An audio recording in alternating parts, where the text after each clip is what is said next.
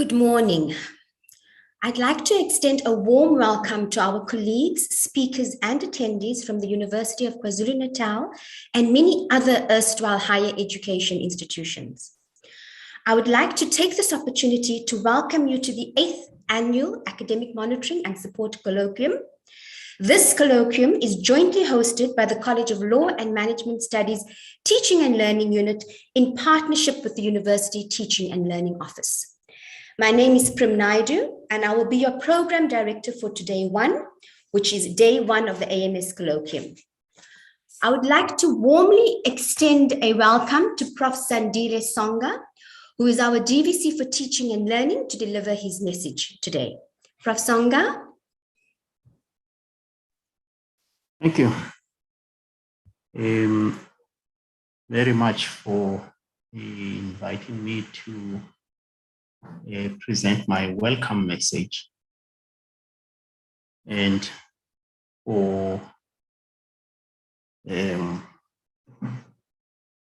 organizing this conference. I would like to share a few words as part of my brief and warm welcome to all colleagues to this colloquium. I am truly humbled, colleagues, and honored to open this event. The Academic Monitoring and Support Colloquium is really an internal meeting of University of KwaZulu-Natal, which is rotating amongst colleges every year. Although it has attracted patronage from a number of scholars from other universities who see the value in engagement in this type of meeting of University of KwaZulu-Natal. The academic monitoring and support at University of KwaZulu-Natal is a central feature of the teaching and learning strategy, which has endured for quite a number of years, actually. During that time, it has evolved, with many researchers now focusing on establishing capabilities for learning as a central investment in our students.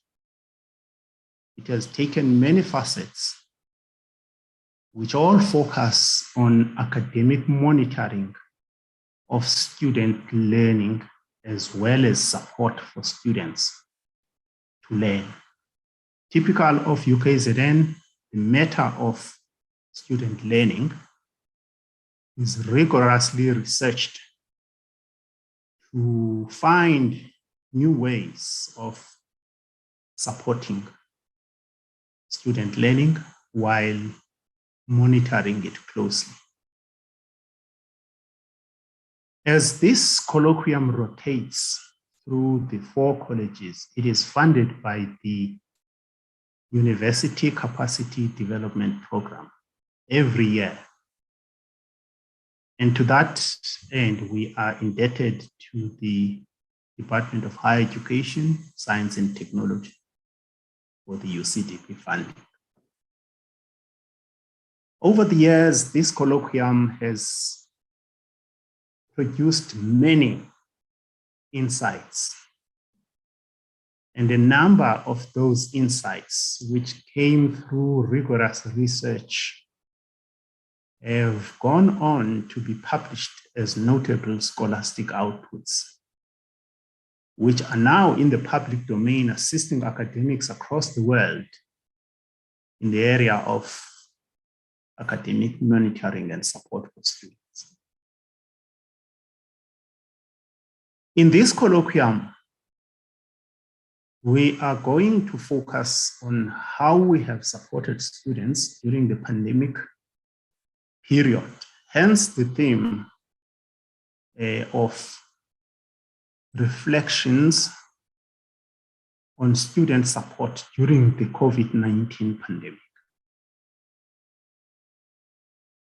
Colleagues, I'm amazed at how scholars at UKZN and elsewhere have responded to this call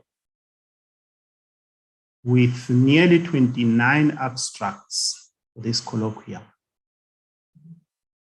and very interesting statistics of the theme and the focus of the colloquium.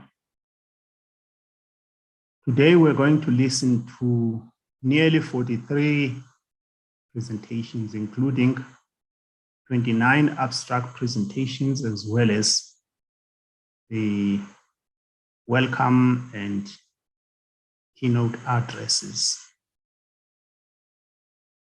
And I would really like us to maybe focus on the statistics of the focus on COVID-19 and the pandemic. Out of the 43, 23 presentations responded directly to the COVID-19 pandemic call, while others really tiptoed around the subject, mentioning other important issues that are relevant to this subject.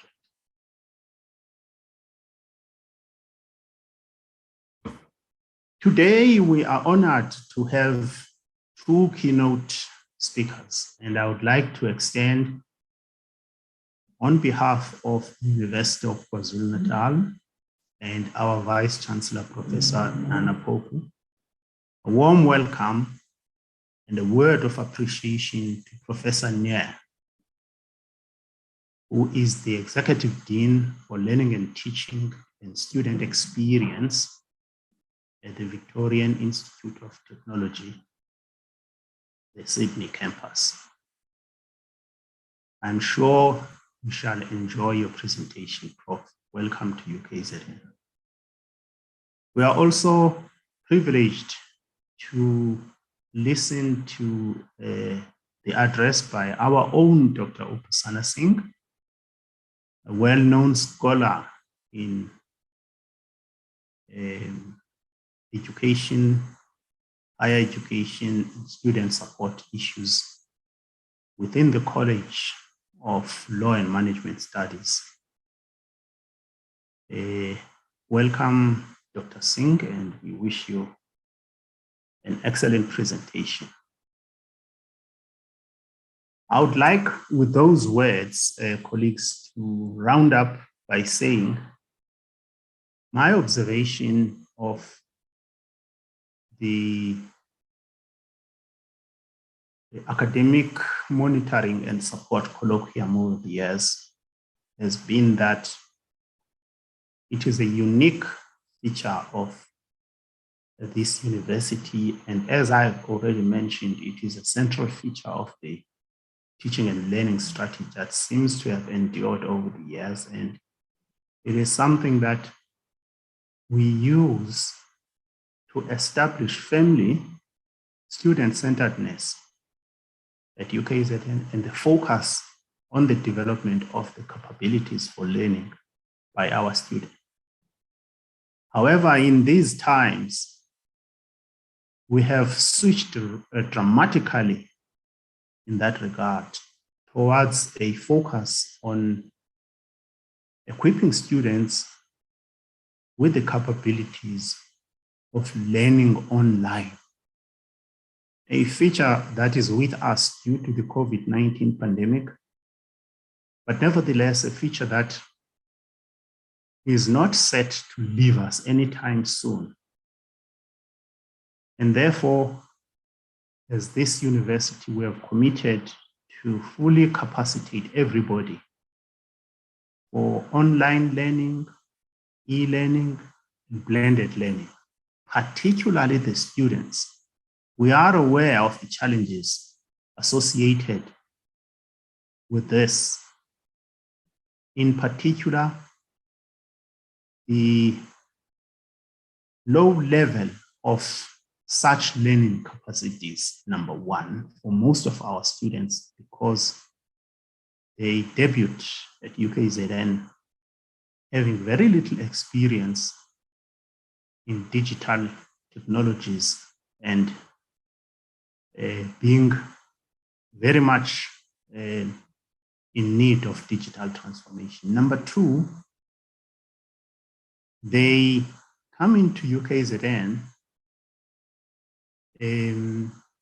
without immediate access to the tools required to access digital learning, mainly due to the issues of devices and data availability. University of KwaZulu-Natal has endeavored to strengthen very much these two last aspects, data availability and device availability.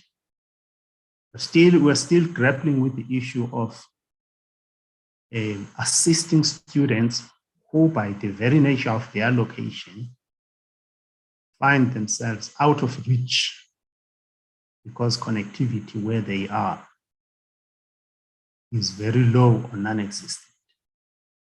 Over the years, it has seemed to us that there's very little alternative to solving this problem, except for moving those students into the various environments within the reach of UKZN, where data and connectivity is provided. And therefore, if we are not going to leave any student behind in the digital transformation, we're going to move students, all our students, to environments where data connectivity is assured. I want to take this opportunity now, colleagues, and wish every one of us an excellent colloquium. All the presenters, take time to enjoy the colloquium, because it is by its very nature, the way it has transformed over the years, an enjoyable event. Thank you ever so much.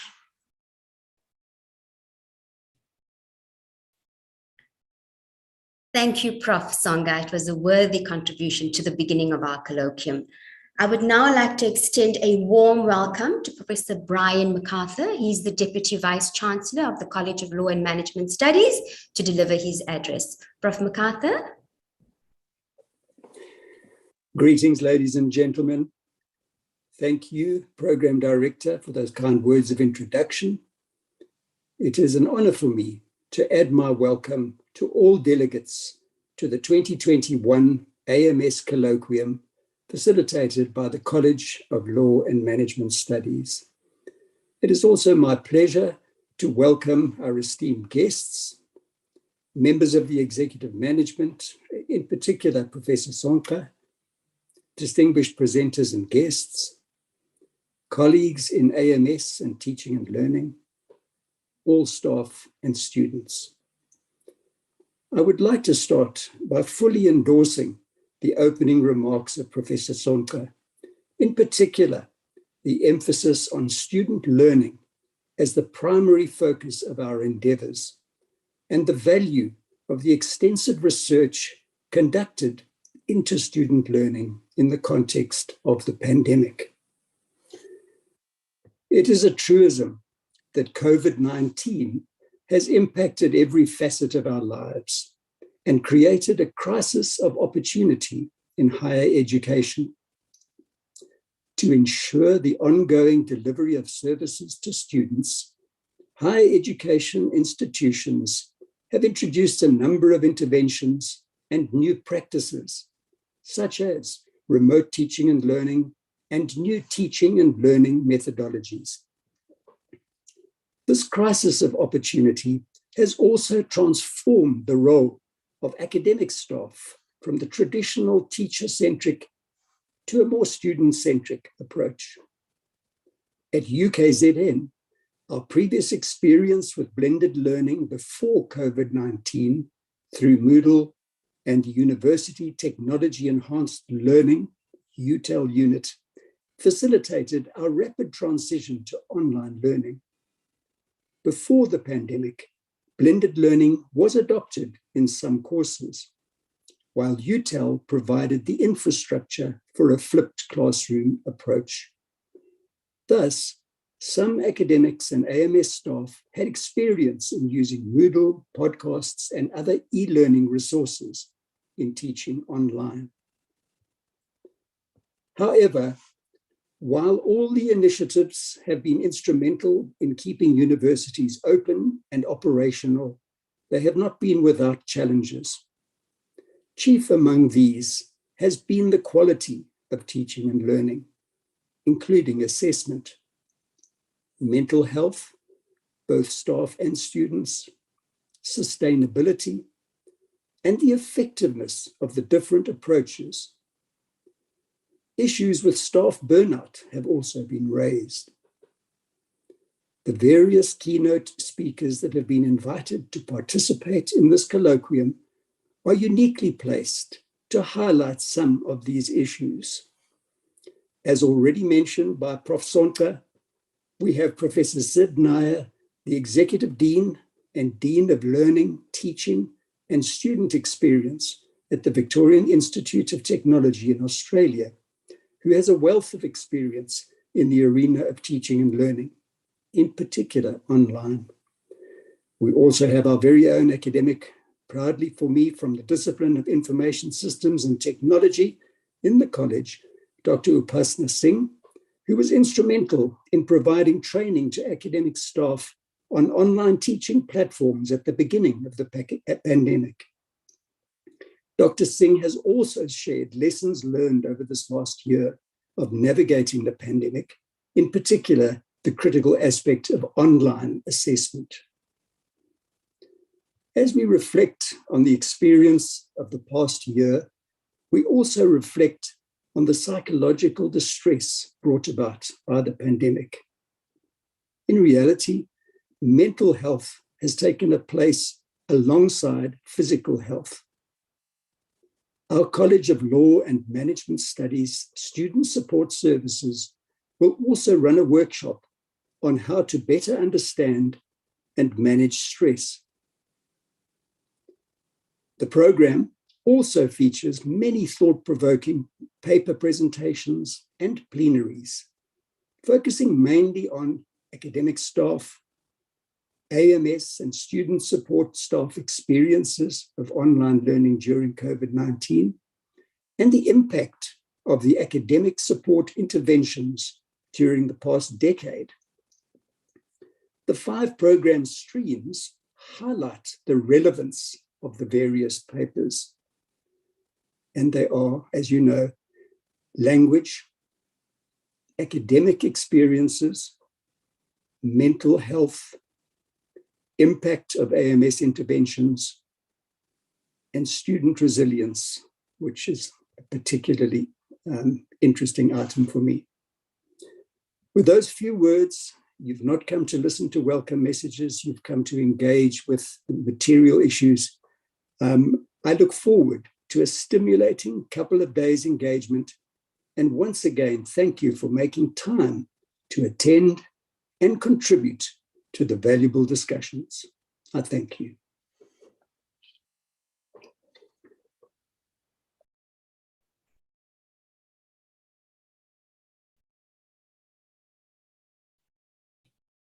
Prof. MacArthur, have you shut your video, closed your video? Thank you.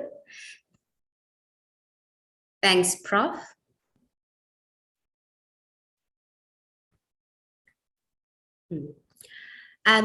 We'll continue, colleagues. I would like now to warmly welcome Dr. Anna Bengasai, who is the head of the Teaching and Learning Unit, to present an overview of the day's program. Thank you, Anna.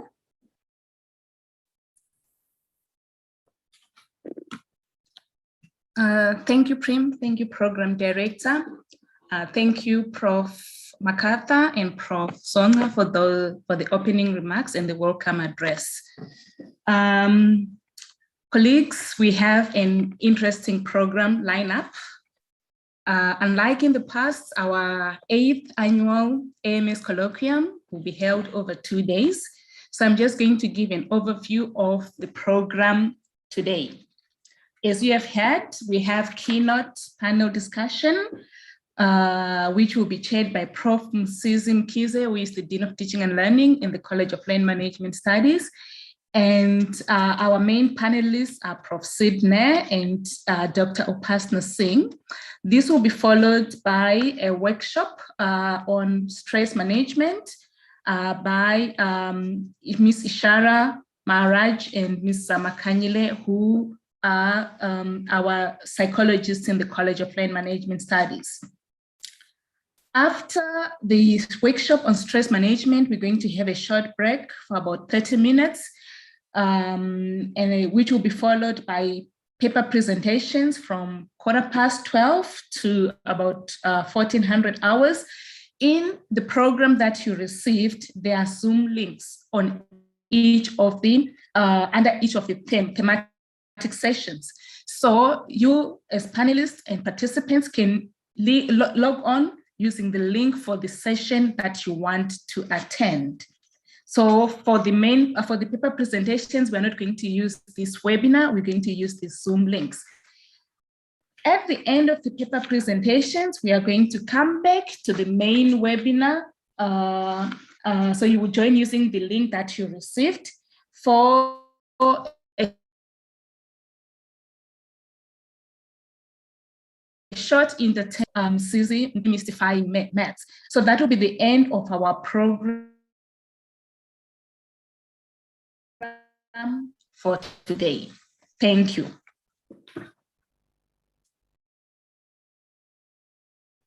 Thank you, Dr. Bengasai, for an overview of today's program.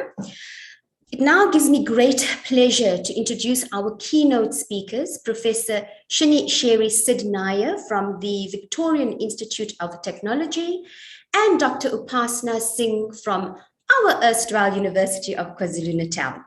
A brief biography of each speaker will follow.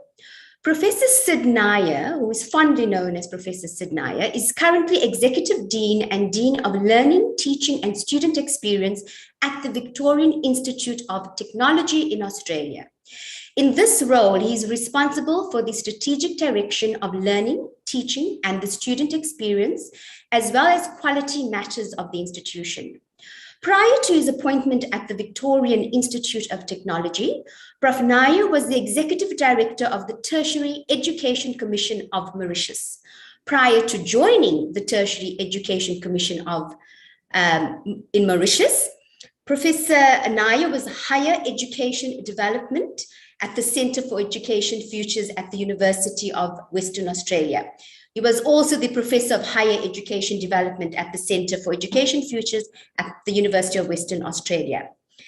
Prof. Nair's career path also saw him appointed as Interim Director and Quality Advisor at the Centre for Higher Education Quality at Monash University in Australia. Finally, his research interest lies in the areas of quality of teaching and learning, classroom and school environments, and the implementation of improvements from stakeholder feedback. His current role is to build the capacity of academics in the digital delivery of their teaching. Our erstwhile Dr. Upasna Singh is currently the academic leader and a senior lecturer in the discipline of Information Systems and Technology at the University of KwaZulu-Natal. In addition, she holds the position of adjunct senior lecturer at the Victorian Institute of Technology in Australia.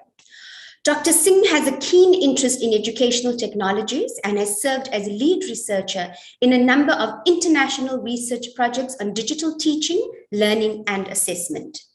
She is currently editing a book which contributes to the scholarship on the creative adoption of technology to support online teaching, learning, and assessment by providing a platform to validate the need for and strengthen the academic voice in the continuing transition in higher education. I now warmly hand you over to Professor Sid Nair and Dr. Upasna Singh to deliver their keynote panel discussion. Thank you, Prof. Nair and Dr. Singh.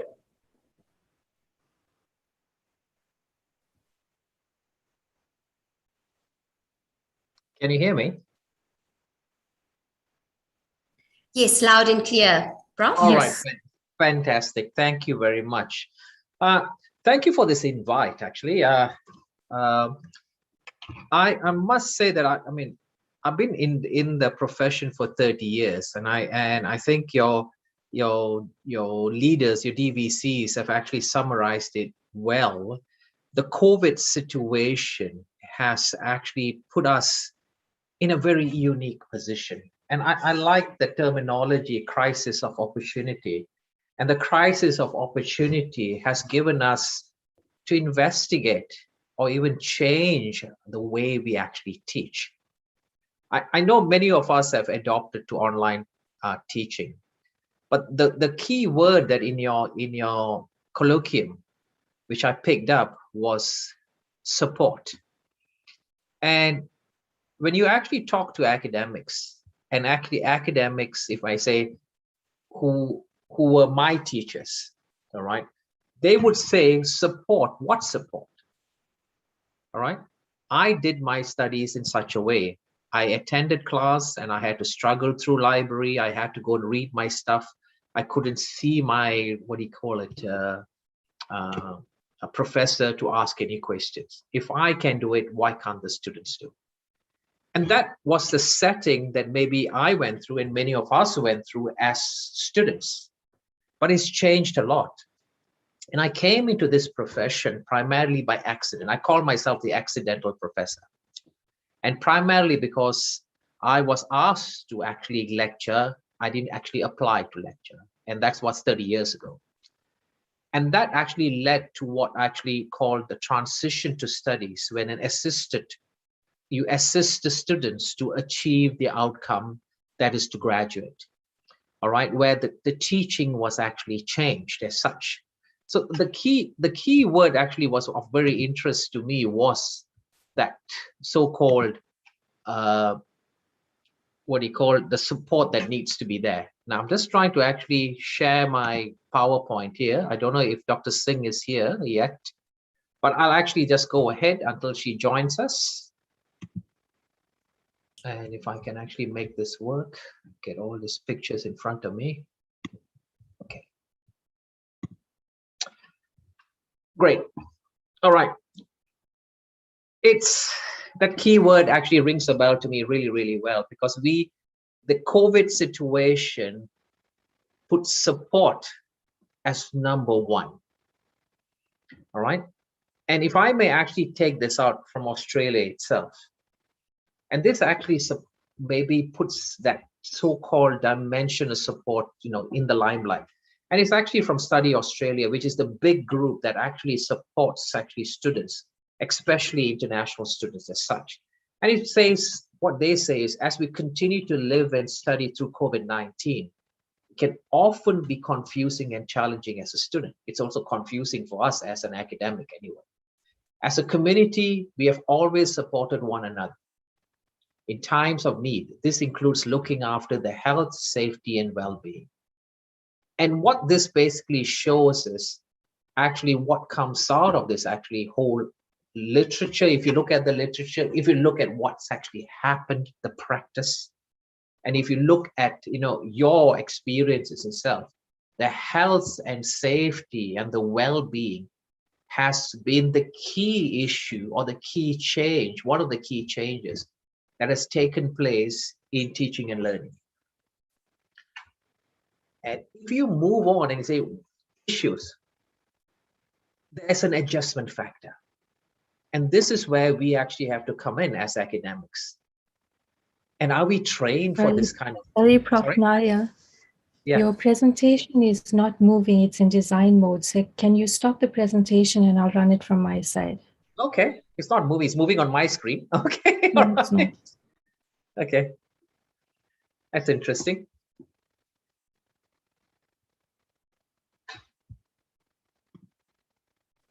Okay, let me Can you get my just stop screen. your screen share? I will, I'm just getting. Yes, is that done? It's fine, you can continue. Okay, that's interesting. It doesn't move on yours. Okay, all right, can we go on to the next one, please? Thank you. And the next one.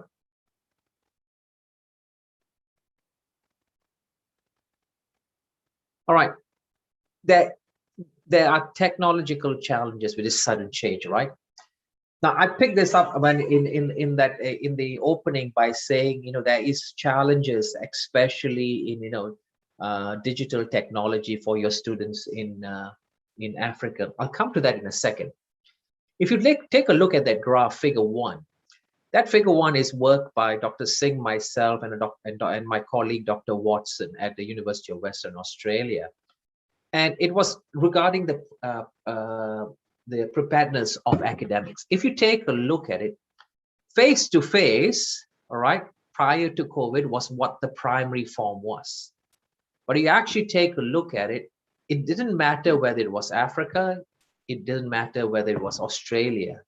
We went strictly to online technology, the online way of teaching as such. With some institutions, a very small amount ones, which actually still maintain a blended mode. And these institutions were actually doing blended prior to actually COVID in many circumstances as such. Now, if I go on to the next particular slide, your technological competency is very, very important, correct?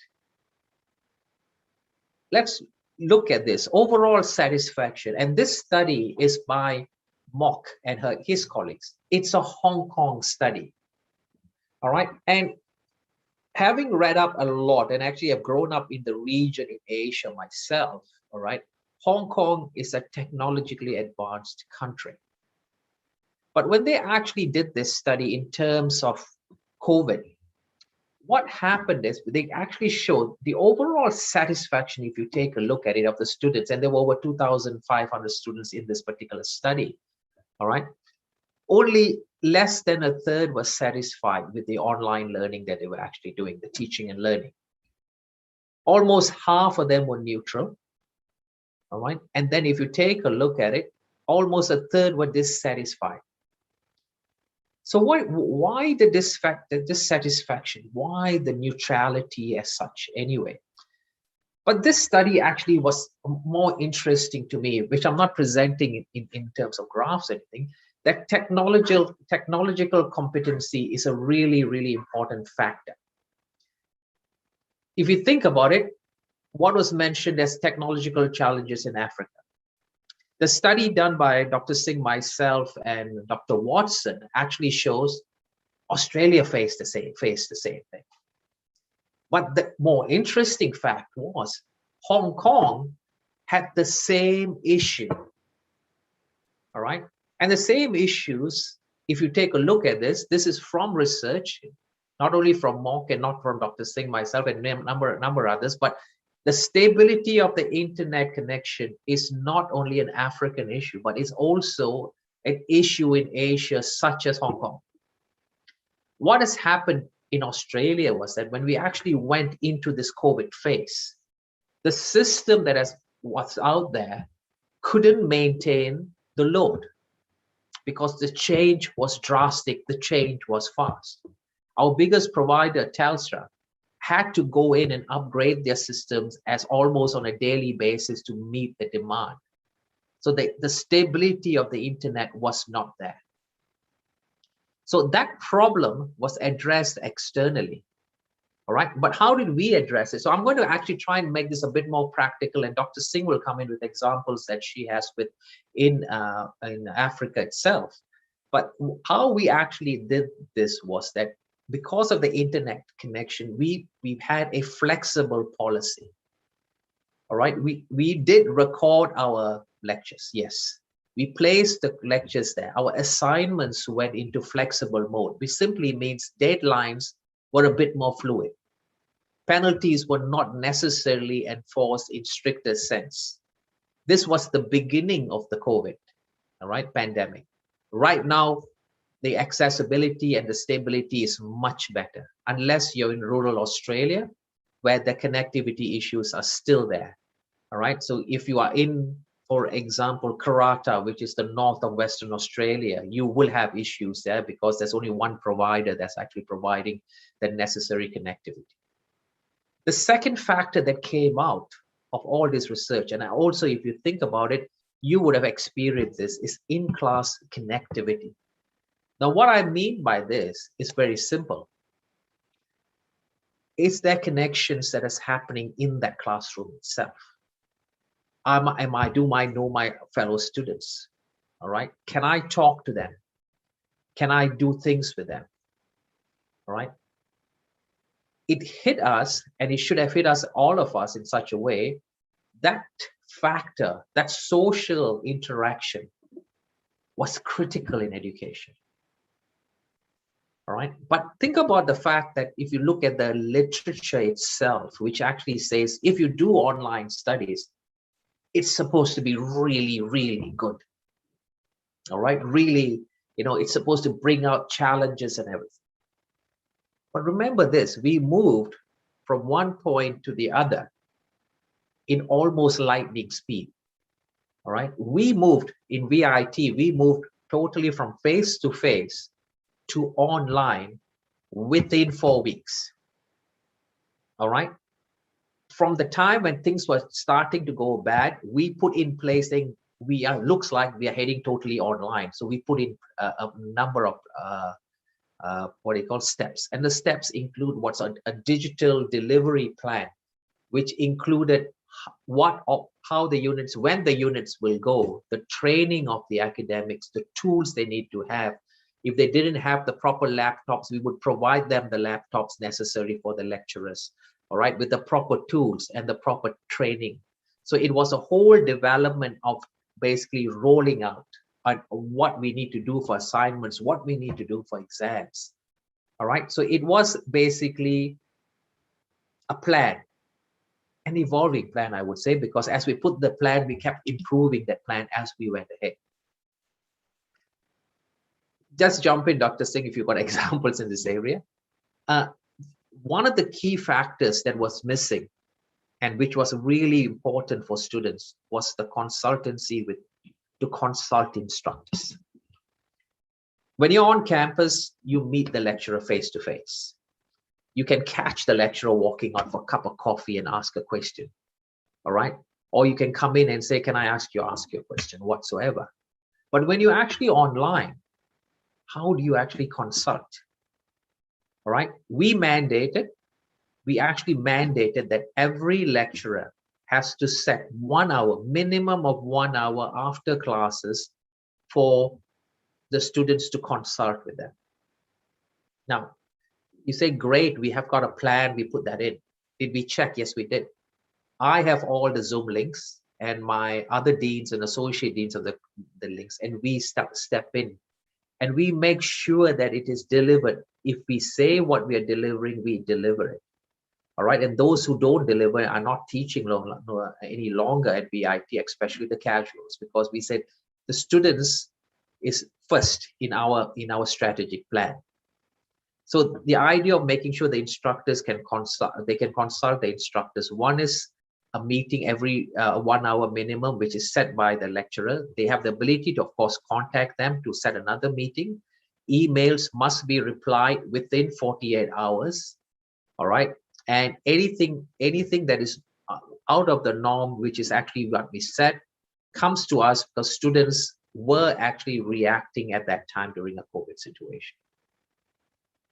The beauty about class recordings is my next point, which is up there. We know that online means class recordings, right? But the beauty was that our students who were not that happy with moving to online because they wanted face-to-face, which includes social interaction and all that, they found it useful. Our students, a majority of them are actually international students, and they actually work. But now they're getting feedback by saying they actually don't want to come back on campus because they found attending online classes with those recordings gives them the ability to review the matter. And if they can't attend classes, they can actually look at those materials and ask for clarification, which is, of course, classic literature, right? But it's working from the initial point where there was pushback on online to what became as acceptance that this actually will work, will benefit me. All right. Now, when I say appropriate use of class material, is the interaction that actually has to come back, which is tied into a class activity. All right, we need to be making sure that the lecturers have those right tools. And this is where the next point is instructor comfortable with technology. Now, when we started, all right, yes, they can log on to a Zoom link without a problem, but they couldn't use the necessary tools, all right, whatever tools, whether it was a gaming tool, yeah, Kahoot or whatever it is you want to use. But we provided the training, weekly training. Every week there was a new tool introduced so that the instructor was comfortable with it. But what we do, if you want the students to thrive, you got to make sure that the lecturers are thriving. The lecturers are confident in what they're using, confident in terms of delivery. So every week we had a delivery at VIT in terms of an online workshop. But at the same time, our IT people were there for any time they needed help. So we could introduce a tool, but they have difficulty during a class or difficulty actually implementing it, even setting it up. All they had to do was dial into the IT and IT gets in there. So we set this up in such a way that the first two semesters, semester 2 and semester 1 and semester 2, we started COVID in semester 1, halfway through semester 1. They were trained systematically, all right? So at the same time, the activity increased. The lack of activity was picked up by students in every single research, all right? Because when you introduce something, the lecturers didn't have the tools. So there was no activity as such to gauge the learning that was going on.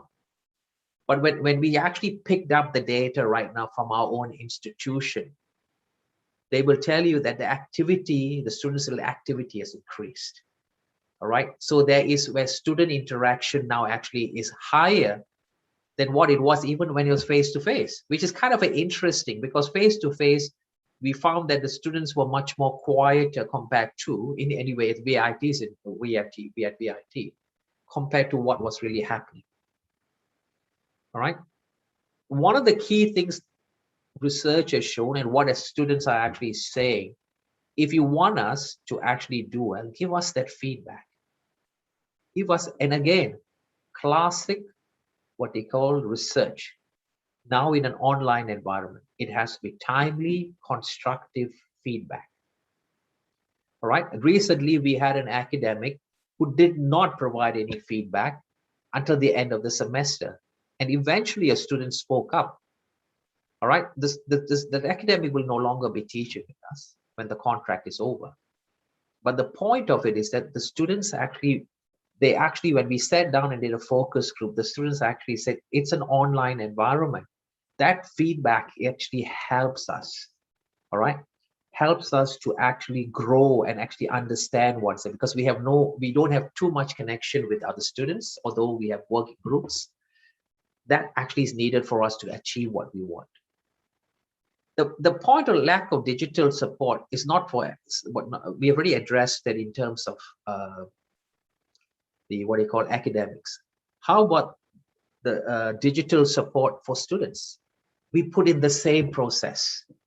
The students had the ability to ring up IT, dedicated IT personnel, to get help if they didn't know how to access, for example, the learning management, certain units, or the activity, how to the activity works or whatsoever. So we had to build this in, knowing that VIT was primarily a face-to-face, what they call provider, starting off. IT proficiency, we have touched upon it, no matter which country you're from.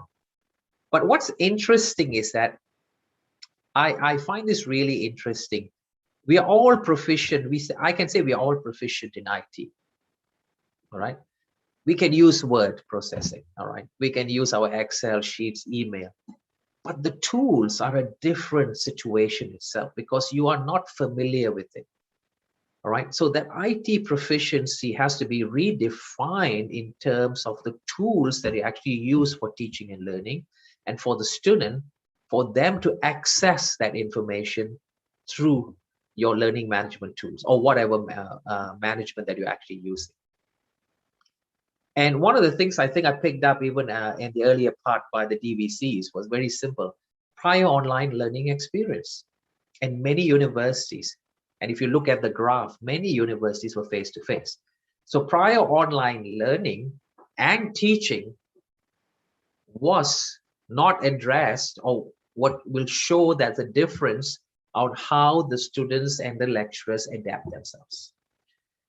Now, the one about health, one of the things that was picked up in the research on MOOC was the digital fatigue, that eye strain, all right? And that eye strain was actually, if you look at it, it's actually part of literature. If you actually, when the computers actually made their appearance kind of stuff, so you look too long and they actually tell you your eye strain. This actually was happening to many students.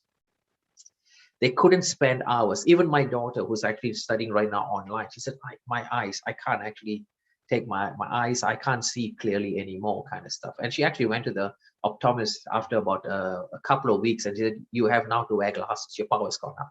Because you're sitting in front of that screen consistently. One of the things that was picked up by the study by MOOC was that when you move from face-to-face to online, and it's also part of literature, is that when you do online learning, there's self-discipline. And they found that the initial part of the self-discipline when they actually moved was that what happened is your progression rate or retention rate dropped. Because when you're at home, there are the priorities. And many students nowadays are not only fresh graduates, they've got other responsibilities. You've got family members all at home, especially in terms of Hong Kong. If you think about it, high density living. And in other words, if you got a household, there might be a household, maybe 5-6 people in a very small area. All right. So you need the self-discipline to actually make sure you go through these classes as such. Now, in all of these issues that are faced, what do you think it was the major issue that the students actually kept pushing? All right. And if you think about one thing that came out again and again and again was not the stability of internet connection, because they can access that lecture at a later time. All right. It's basically the timely feedback tied in with the ability to consult the instructor. And if you have addressed these two, all right, you have actually provided a certain level of comfort level for that particular student to actually get over many of the hurdles as such. Dr. Singh, I'm going to give this to you if you want to add anything here. Thank you. Thanks, Prof. Nair. Good morning, everyone. My apologies for the late connection.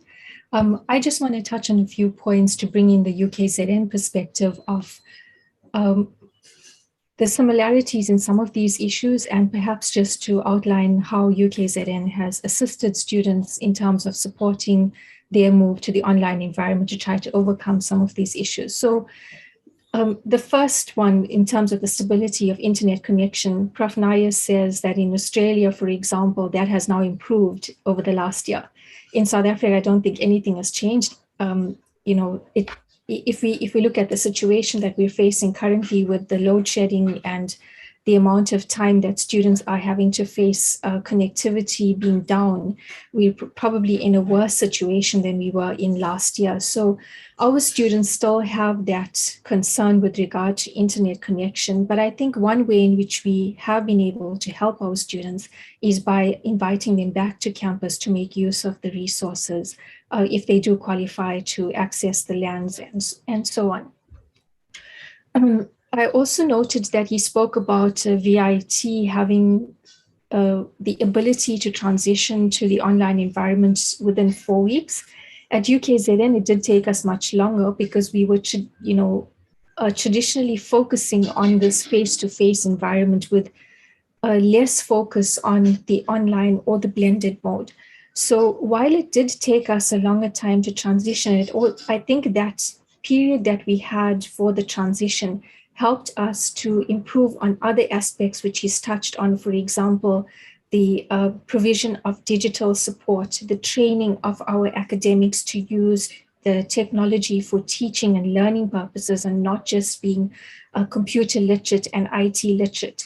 So during that period of absence of any academic activity, there was a lot going on in the background, communication with students to determine what their actual digital needs were, communication with staff members to understand what their digital needs were, and also training them in the actual tools for teaching and learning. So when we did transition to the online environment, I won't say that it was 100% smooth, but it was a lot easier for us because we had tried to address the issues which were identified during that period of inactivity or loss of academic time. A challenge which we are facing at UKZN, and I speak about this from my own personal experience, is getting academics to commit to helping students and to engaging with students outside the normal lecture times. So while a lot of academics are recording their lectures, providing that online session, which is a requirement as part of the university timetable, students often are not getting responses to emails, and as a result of which they're then contacting everybody possible in that chain, whether it's senior management, whether it's executive management. And so we have multiple people being copied on a simple query, in the hope that the student will actually get a response from somebody in that entire group itself. So that is an area where I think we need to look at how we can help our students in terms of designing more effective communication policies with our students. He also touched on the concept of extended deadlines, especially last year for assessment purposes. We know that students had multiple opportunities to be able to make up assessments which they lost out on. In 2021, I think we've streamlined this a lot better.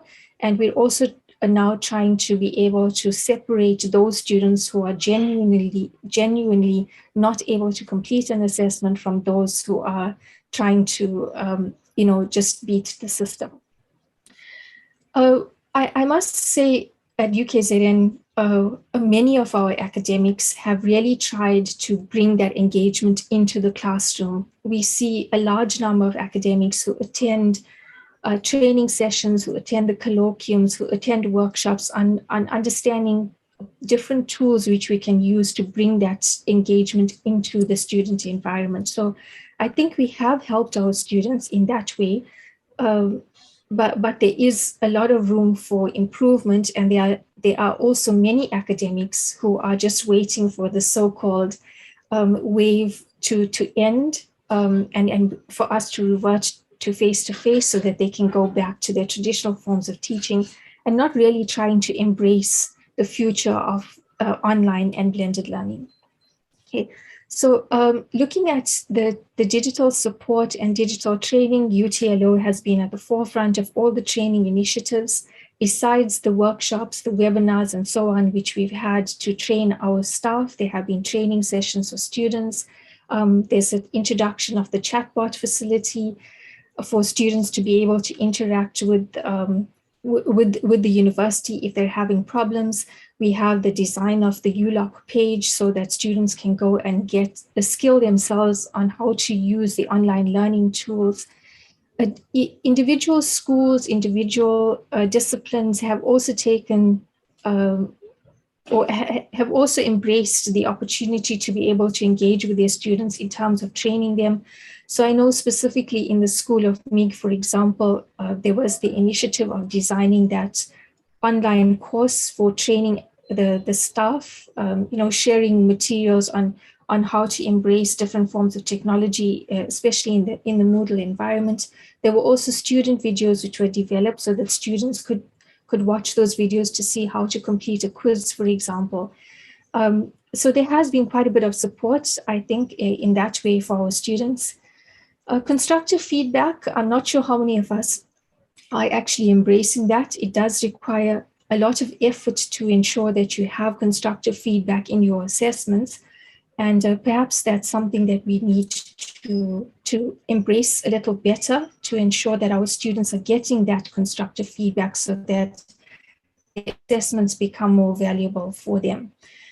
The development of communities of practice is something I think has worked really well at UKZN, specifically in the College of Law and Management. I want to use the example of the School of Law.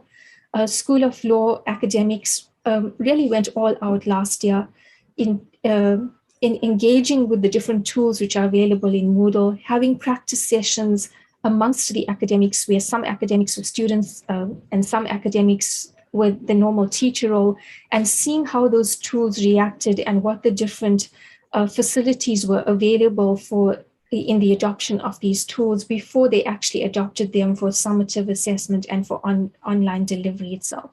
So this sharing of good practices and helping each other along the journey has been really useful, because that has then filtered through to students, so that students now are benefited from better tool usage by these academics.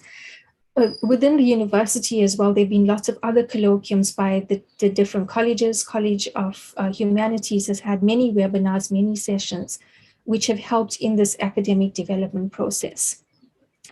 The concept of the ergonomics associated with the use of the technology for a long period of time, so the digital fatigue, the eye strain, I think our academics have heeded to many of the pleas which came out of these training sessions, which guided them on keeping the video recordings as short as possible, encouraging them to ensure that students get regular body breaks during sessions and so on. But perhaps there needs to be a little more understanding about how we need to help students survive in this physically in this environment, which is so technologically different. Prof. Naya also spoke about the high density living in Hong Kong, and I think in South Africa we're no different, especially for our students who are in rural areas. So many of our students are reluctant, for example, to switch on their videos to get that engagement level going in the classroom itself. So we've had to resort to multiple ways in trying to get students to engage without forcing them to switch their videos on. So the use of cold calling during an online session, or perhaps breaking them up into smaller groups using the breakaway rooms encourages that discussion. And then when they come back into the main room, they become a little more comfortable. And perhaps the last aspect I just want to touch on is the availability of class recordings. So a recent study or some reflections at the University of Johannesburg have noted that students are really happy with the use of class recordings and with the use of short video recordings of the content, because they're able to revise that content as many times as they need to until they understand or they master that particular concept. And we have heard, but I haven't actually seen the publication of this, that there has been a correlation between the assessment performance and the usage of these class recordings and video recordings, where students are now seen to do better because at UJ they are still conducting their assessments in a controlled environment. We are doing a similar study here at UKZN to look at the possible reasons for modules where there has been an improvement in assessment during the last year.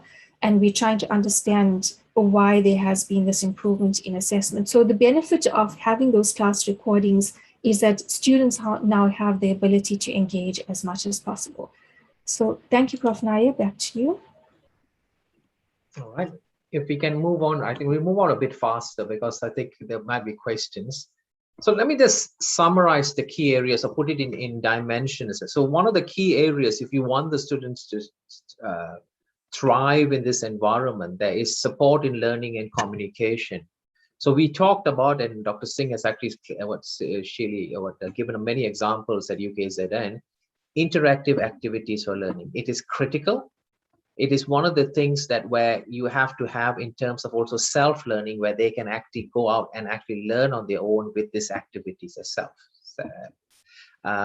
We have to actually have interactions or in such a way, designed in such a way that you can actually have them discussing matters, all right, or Zoom breakouts. That's where the interaction takes place, that connectivity takes place. So this is already happening at UKZN, and it's happening actually in every institution as such. Personalized responses, and it's personalized response feedback, all right? And this is what seems to be helping in this current situation as such, because they are left out in the cold. So you want the lecturer to basically be addressing them as dear John or dear Lucy, your assignment is excellent, but it is good, but here are the key areas. It somehow actually brings them closer in contact with that lecturer in that class itself. Now, one of the things that we actually are not doing well is the constant communication with stakeholders. We do communicate with students, all right, but there are other members in this whole equation, the family members. And especially when dealing with international students, and I'm also quite sure with the local students, the parents are involved, especially for the undergraduates, for this study approach. They want to know what's happening. How are you supporting my students? Okay, how are they going to survive in this environment? All right, so we have actually a communication process where when we send out specific to students what they should be doing and what we're going to be helping. We also go to the parents. We send an email to their parents by saying, these are the things that the university has, these are the things that we are giving them, and they can access it. So if your child is unaware, or your son or daughter is not unaware of this, here are the things that are available. And our counselors have many times asked, where did they get the information? The parents told them. So sometimes it actually works by getting actually contact with the other stakeholders. We also tell the other general, but the outside, actually, the future students on what we are doing, so that they know that this institution takes care of their students as such. All right, you have to set clear expectation. That's number one in any teaching, right? 101 teaching. But that clear expectation is what you want them to do, when you want them to do, and when you have flexibility to actually tell them that you can actually have that extension. So you need to set a ground rules, and we take our lecturers through a workshop and say, this is how you set your ground rules, and don't set unrealistic expectation. I have a good example is I've had a lecturer who loves to respond on the spot. If you send the email, you actually get it, because she's carrying her so-called mobile. I said, don't do that, because what happens is you set an expectation that you can't keep going forever. And as a result of it, she was caught when she actually just decided not to respond today, but yeah, the next day we got a list of complaints that the lecturer was not actually responding. Now, the next point, can we go on? The other one, the interpersonal communication, which I have actually just stated, is actually, it's clearly set in academic literature. All right, that interaction between academics, the students, all right, is the quality, the pivotal area that actually grinds or revolves around the teaching, learning, and the assessment as such. And we'll get into assessment in a second. If you have anything to add here before we move to the next one? No, perhaps I'll come in after the next slide. Okay, fantastic. Now, this one, I wrote this down as well when your DVCs mentioned health and well-being. All right, it is recognized as so critical. All right, and that the communication part comes back again. And we although we have emails, we have our welfare counselors who communicate to the students, all right, through what you call methods or ways they should be releasing stress, all right, or what they should be doing in a COVID situation. What happens when you've got COVID? What kind of help you'll get? So the health and welfare counselors are in continuous contact with our students.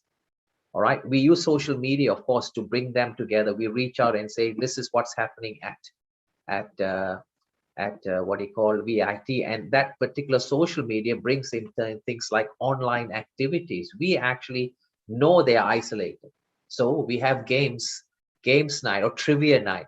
Actually, in the University of Michigan, they've got actually a virtual coffee day where they actually meet the students in the classes and in the first thing in the class, and everybody is asked to bring in a cup of coffee and actually and actually start as a 5-minute conversation on how things are going as such. It's just like a normal meeting at offices kind of stuff anyway. All right. And you want actually to create interest groups, which we help but we monitor to make sure that the interest groups, what they're doing is actually within the boundaries of proper behavior in an online environment. The last part is mental support. Management at BIT actually identified this as critical. So what we did was we've got a host of welfare counselors. The welfare counselors, in every semester, a student will get a call from a welfare counselor at least once. When the COVID started, we put in every effort and we got 2 rounds in, primarily to ask them what kind of help they need in academia, all right, and are they all right, all right, is there anything we can do, all right, and this will be tied into the financial slide.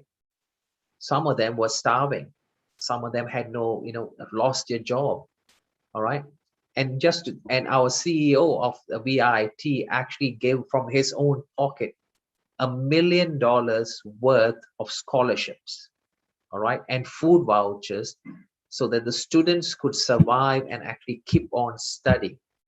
All right, it was not about fees any longer. It was about helping those students to get over the hurdle, so we will deliver what we promised them and their parents, that we put them first and to ensure they get across the line. Dr. Singh. Yeah, I just want to say that I wish we could provide our students with those kind of vouchers and incentives here. We just have too many to be able to cater for. But surely it would be something really interesting to see how we can develop these kind of social activities online. I'm not aware of any school in our institution doing that. So if there is somebody in the audience who has experimented with developing online social activities for the students outside normal academic activities, I would love to hear a little more about it. But yeah, just to perhaps add into what Prof. Naya spoke about a bit earlier in terms of the use of social media, I would say that at UKZN, we have, besides the use of social media, I see a lot of posts on the UKZN Facebook page, which seems to get a lot of attraction from the students, and the students also seem to be quite engaged in terms of the comments as something is posted.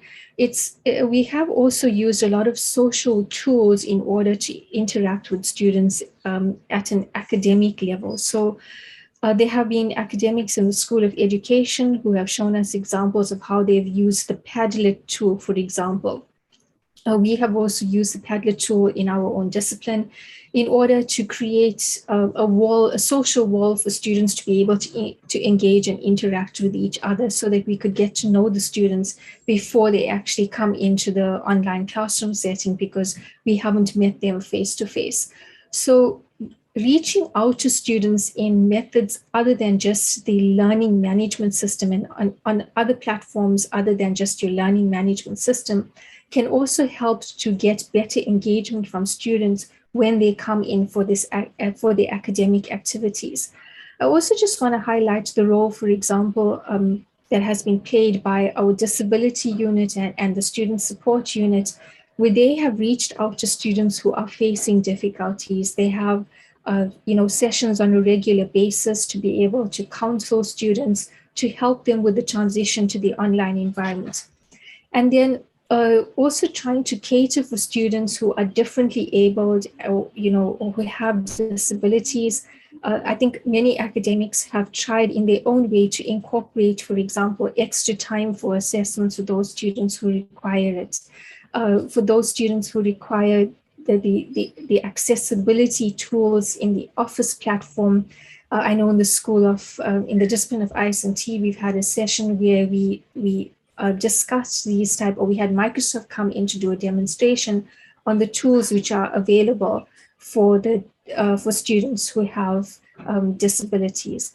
And then I also want to acknowledge that many of our academics have taken these roles in, have taken on multiple roles in this environment. So besides just having to convert their content to online content, they have served as counselors for students who are having difficulties transitioning to the online environment.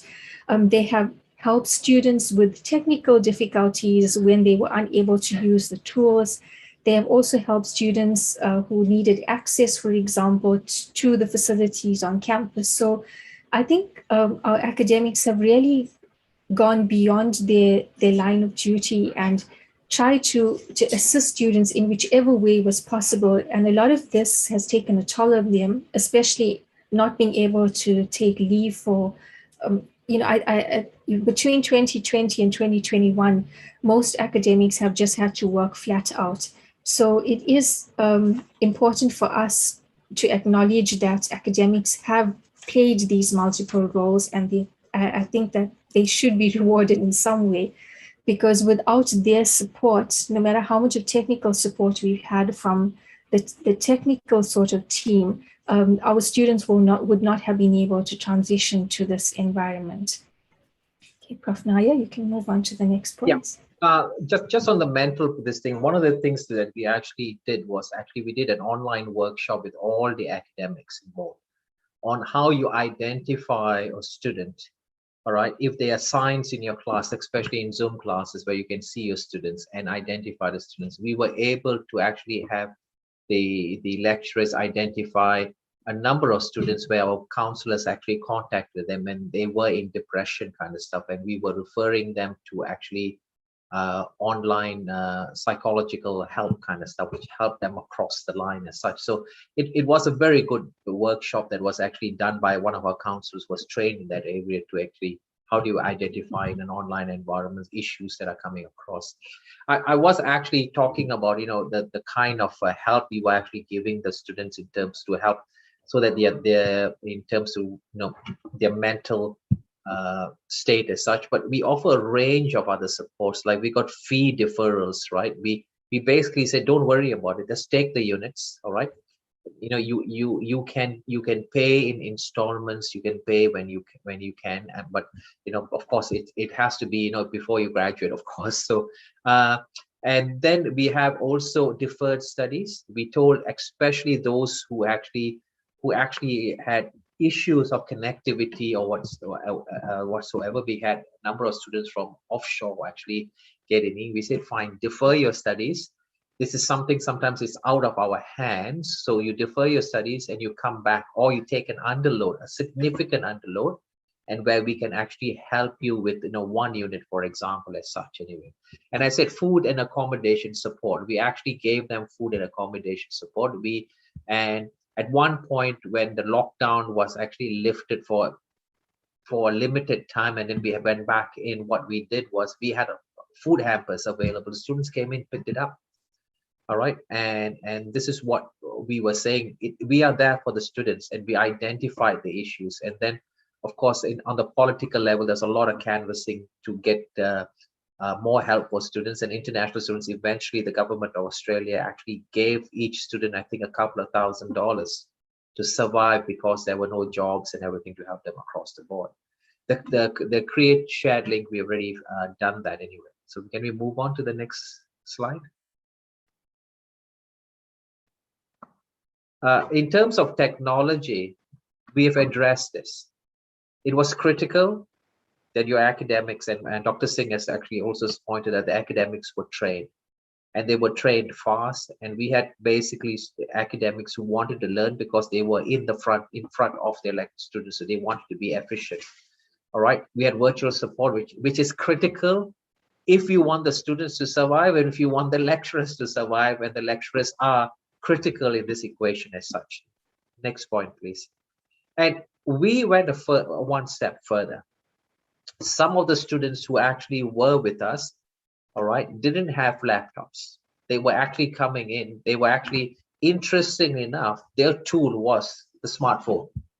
and they couldn't function with a smartphone. They can function when they're coming face to face because we've got the labs where they can get access. So we actually had laptops which they borrowed, all right, till they actually finished the program, because we are still under COVID restrictions here.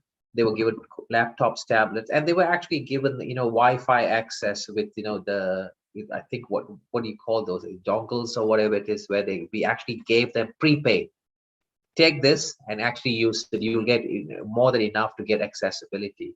And what we didn't do this because we don't have our campuses in rural areas, but universities with rural presence had centers. All right, and the centers is where, when you want to write exams, you could actually go in and write the exams there or write the test there with real comfort, with all the safety issues on space and everything, with making sure that you have the connectivity. So we were flexible in that, but in terms of assessment, we're also flexible, but I think we'll touch upon that quality. Anything you want to say, or want to move on? Yeah, okay, so I'll just reiterate the similarities here at UKZN. So we've already touched on the skills capacity building, and I think this is an ongoing process. As you can see with all of these colloquiums as well, the capacity building is continuous. The virtual support for both students and lecturers is in place. At times, I do know that our teams do get a bit overwhelmed, especially during the critical periods. So we all have to be a bit patient, but I think that has been addressed sufficiently in order to support our students. So the provision of tools here for our students was similar. Students were identified for those students who did not have access to devices like laptops. And this was a collaborative effort between not just our institution, but the higher education institutions in South Africa and government and the network service providers. Deals were negotiated with them, and then arrangements were made during the hard lockdown early last year for those devices and the connectivity to be delivered to the students. However, something I just want to highlight here is that despite all the efforts that many of the institutions made to support students, a number of students actually abused these facilities. And we find now, for example, at UKZN, the introduction of the Global Protect has become essential, the tool to be able to monitor and to limit students' usage for just academic activities of these devices and of the connection. Because, for example, there were students who were, giving the laptops or selling their laptops to other family members, or just to get the money. They were also taking the data connection that was given to them and making use of it for non-academic activities. And then the data was, getting complete or depleted before they actually were able to attend their online sessions. And so there was always that excuse of not being able to attend because they did not have sufficient data. Okay, I'm not aware of centers for online access here for higher education, but I know that there have been centers for online education or centers for online access for students at schooling level. But I also do know that many of the academics at UKZN, for those students who had difficulty connecting from the remote areas, have had to think of innovative ways of engaging with their students. So in a recent conversation with the School of Engineering, it was it was just highlighted that initially when students had to move to the online assessment, and in the School of Engineering, a lot of their questions and their activities for assessment require large amounts of data for them to complete those assessments. So in consultation and discussion with the students, it was found that many students were actually happy to write their assessments when the midnight data kicked in, so that they faced less difficulties in terms of the connection and being able to complete their assessments. So what was highlighted earlier about the constant communication and regular communication with students is absolutely essential for us to help our students. And I would like to add to that the transparency of the processes which we are following. So by engaging with your students on a regular basis, and keeping them informed of what we plan to implement and how we plan to implement those assessments or those lectures or those activities, you also get more buy-in from the students and better engagement levels. Thanks, Prof. Naya. Back to you. Okay. The next one, the buzzword, quality. As I said, one of the things that is critical for us is that you must deliver what the institution has promised, all right? And we have constantly actually get feedback from the students. We are delivering what we promised them. We made sure they are number one. We actually made sure that they actually get the materials, ability to access, the ability to get your lecturers to teach them. So that promise, what we did on face-to-face, we delivered. And that is a quality matter where our regulators will say, if you said you were going to deliver it, why didn't you deliver it? And we have to defend it if we actually didn't deliver it, even in a COVID situation. Even though they are flexible, you have to actually present that data if that's the case. The next point on this matter is, can you guess?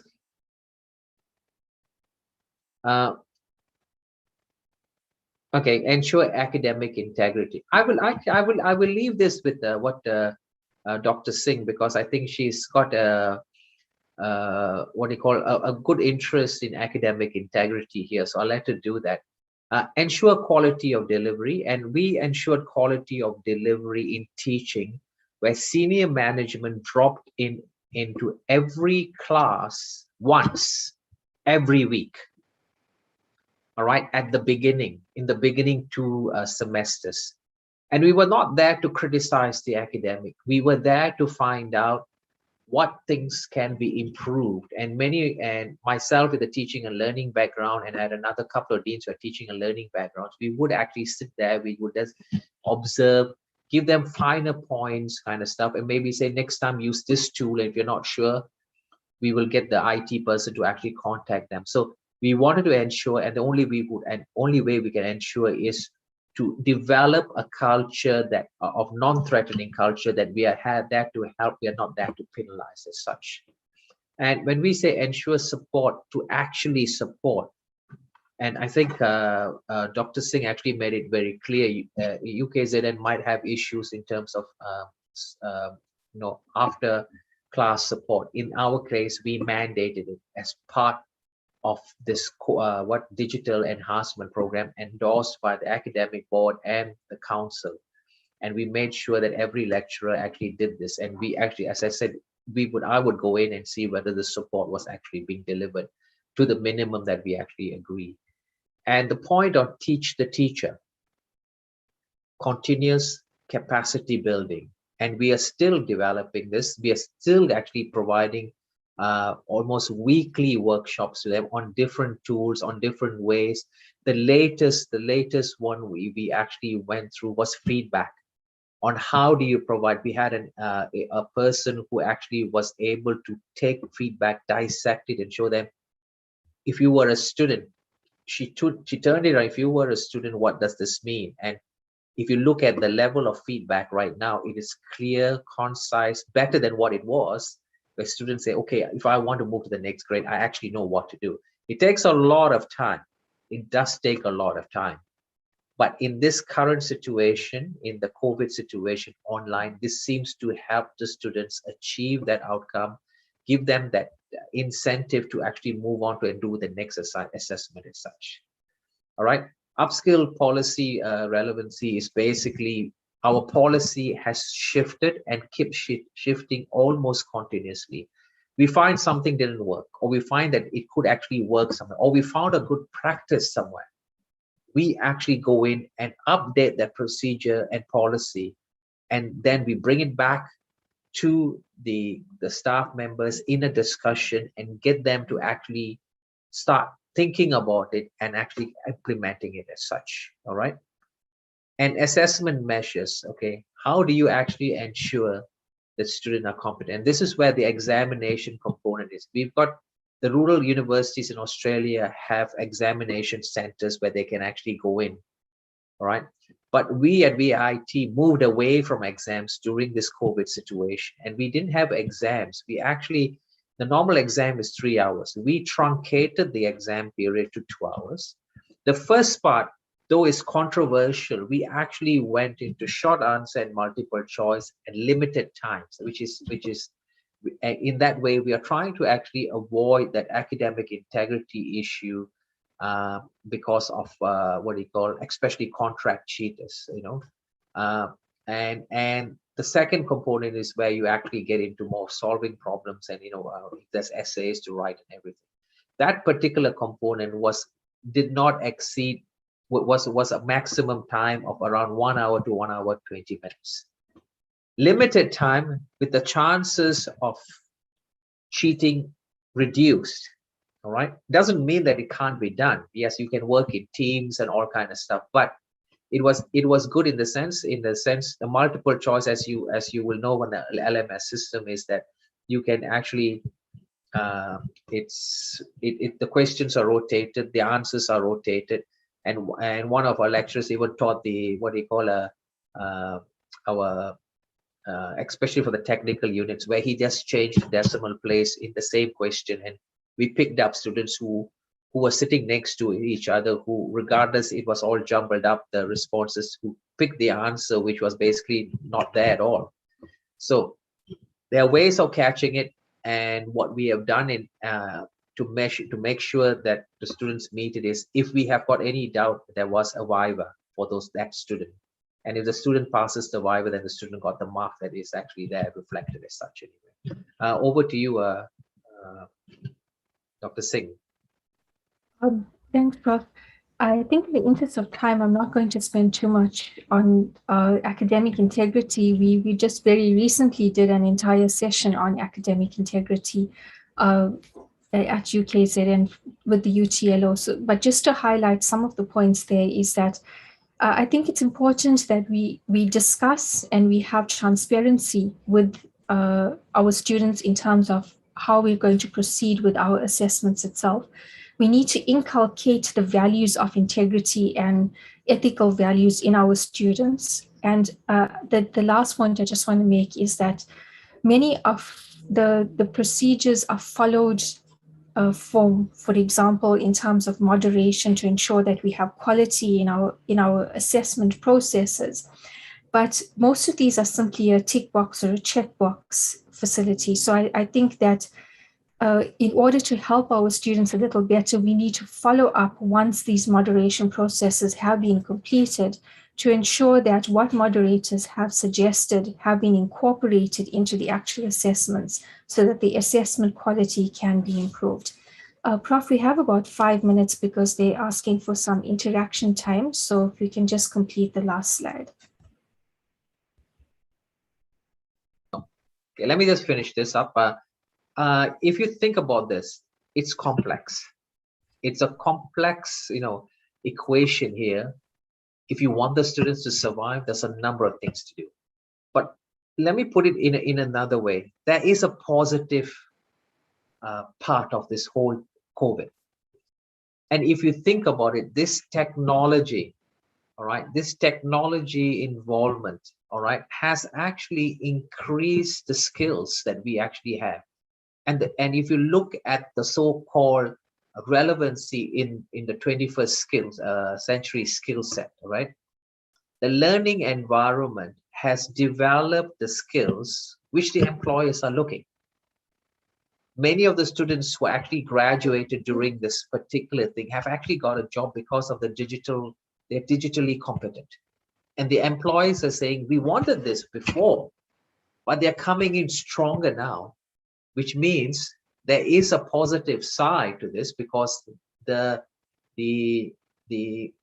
employers are now more digitally tuned in what their work they're doing. In Australia, all right, right now is 2 out of every 3 workers work at least 3 out of the 5 days, even where many of the states in Australia have lifted their restrictions, they work at home. So that so-called digital revolution has now set in, and the new graduates are coming out, seem to have got an advantage. Thank you.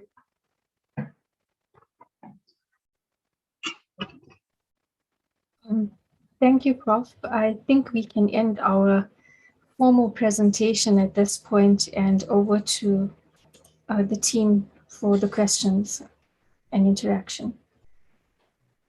Thank you. By the way, I'm the one who's going to be the moderator.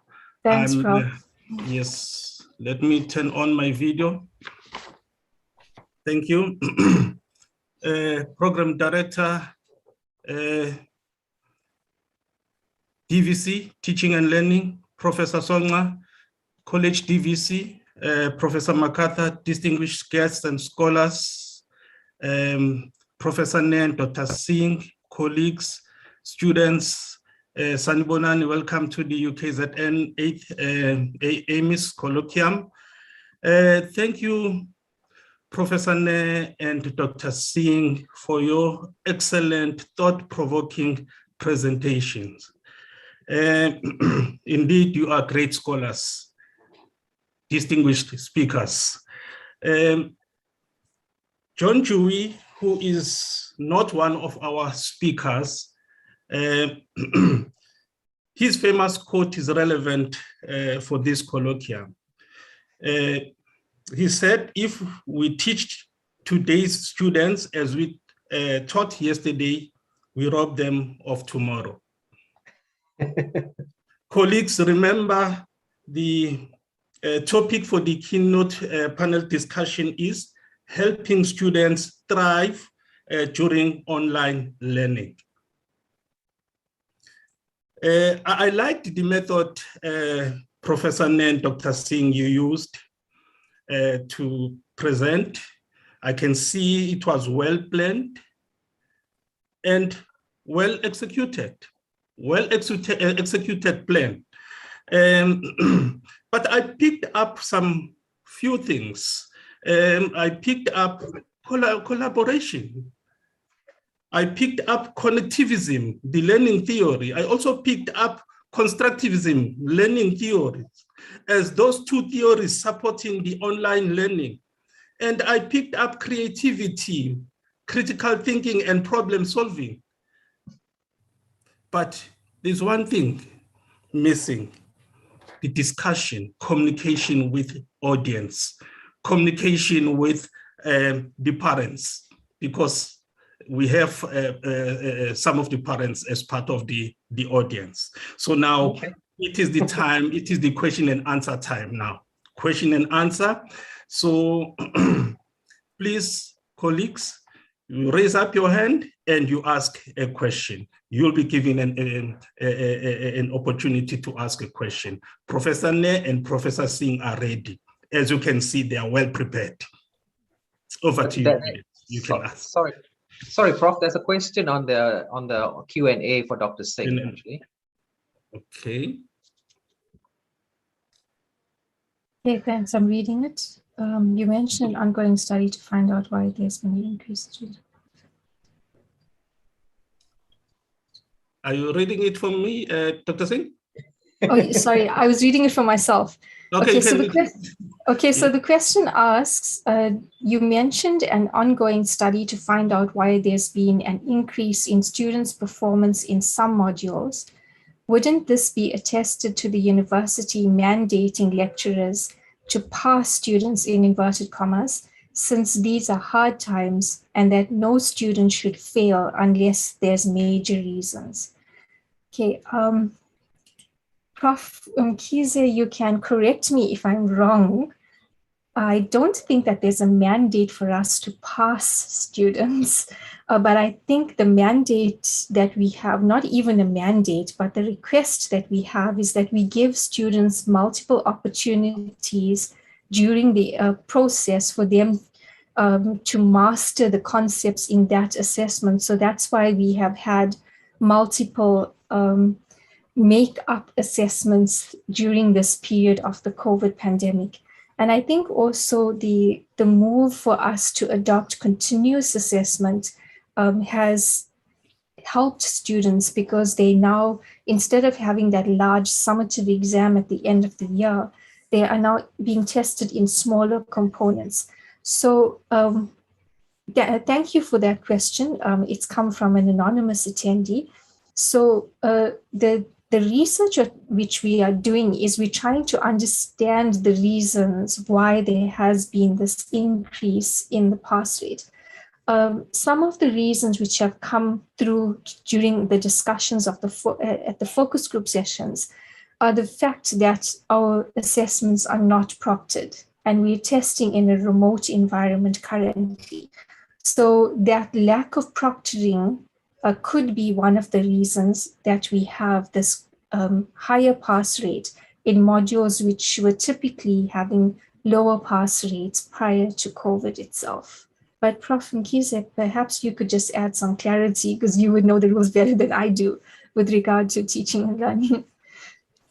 Your answer was perfect. Thank you very much. Can I just step in here? Just to give you, we also we noticed our pass rates were much higher. All right. Then we did an analysis on it and we looked at the question papers. The question papers were application papers compared to pre-COVID, which was theoretical, where they had to know where the theory components. But when we made them apply for it, they seemed to be able to apply what they have learned. And our conclusion was that when we actually put a theoretical question and then an application question, the students are doing much better in application question than theoretical questions, which seems to be saying to us they might understand the material to apply, but they will not actually be able to regurgitate or put it back in theory and explain the theory as such anyway. And that is what we found. And just to address the part about grading, many universities in Australia in the first year had what's known as a COVID pass. All right. You pass the unit under COVID situation. So your grades are not that great, but it's known as a COVID pass. You may not get a 50, but you're in the range between 40 and 50. And you can have, I can't remember the number, but I think you can have 3 or 4 of it maximum. And then you can graduate still.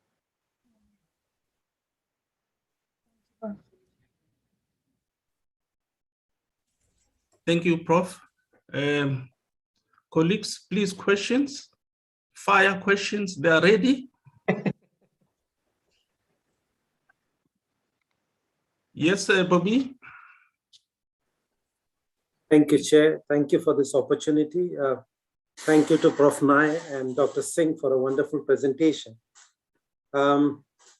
With our preliminary researches with students on the effect of online teaching and learning, one aspect that has come out in the front is cognitive overload.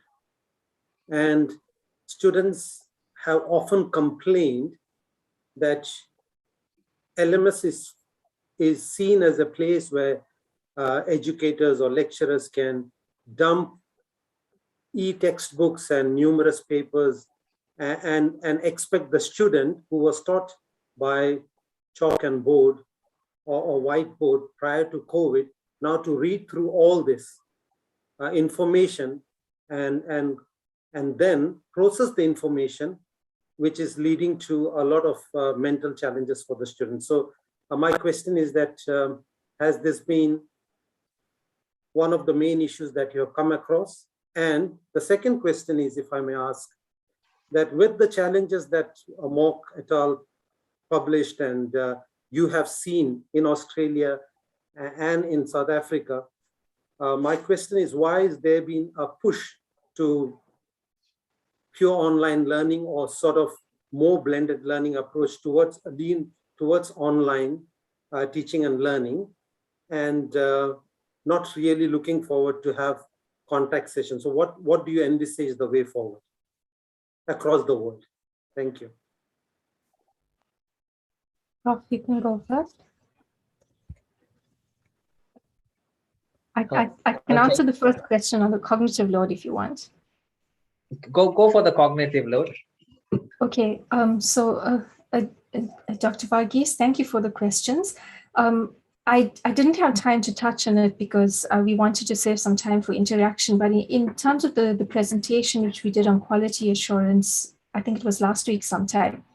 One of the important considerations when we move into this online environment, if we are going to be adopting continuous assessment and fully online, is that the cognitive load for students needs to be taken into consideration.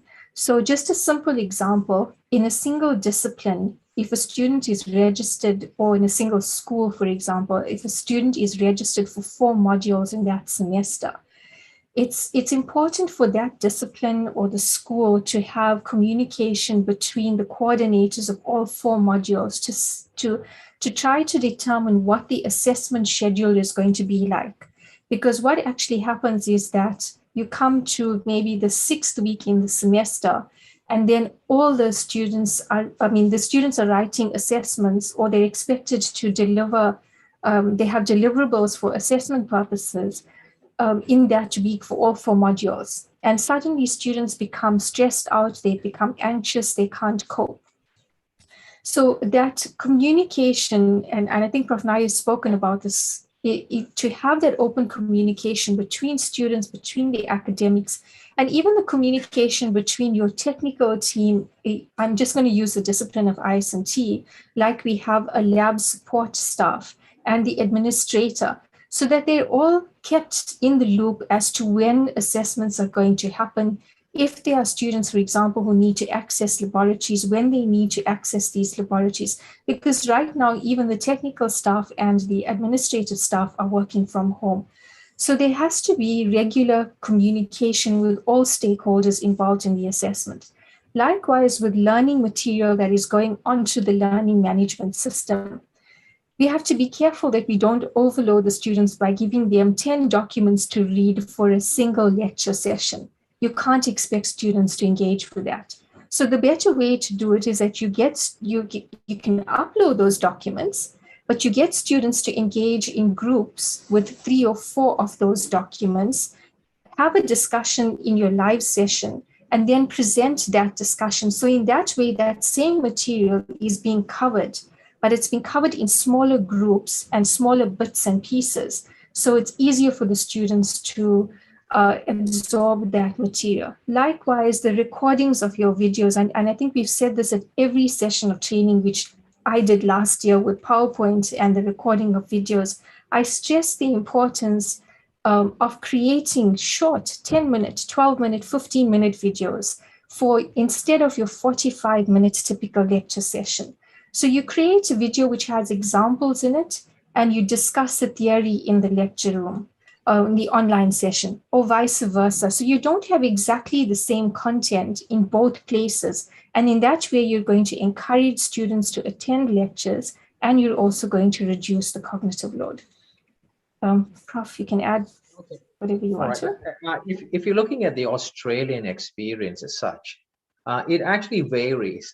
It's you've got what's known as the sandstone universities like Monash, University of Melbourne. Tough. You're expected to read all that. That's their philosophy, because you're supposed to be the best university. You're supposed to be the cream of the crop. So forget about that.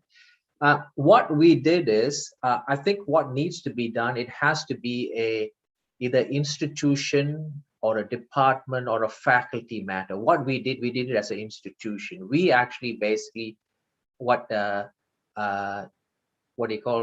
highlighted this as a potential problem. So what we said is, if you want them to read the material, you don't give 10 papers, you give them that specific paper and the specific area you want them to actually read that chapter.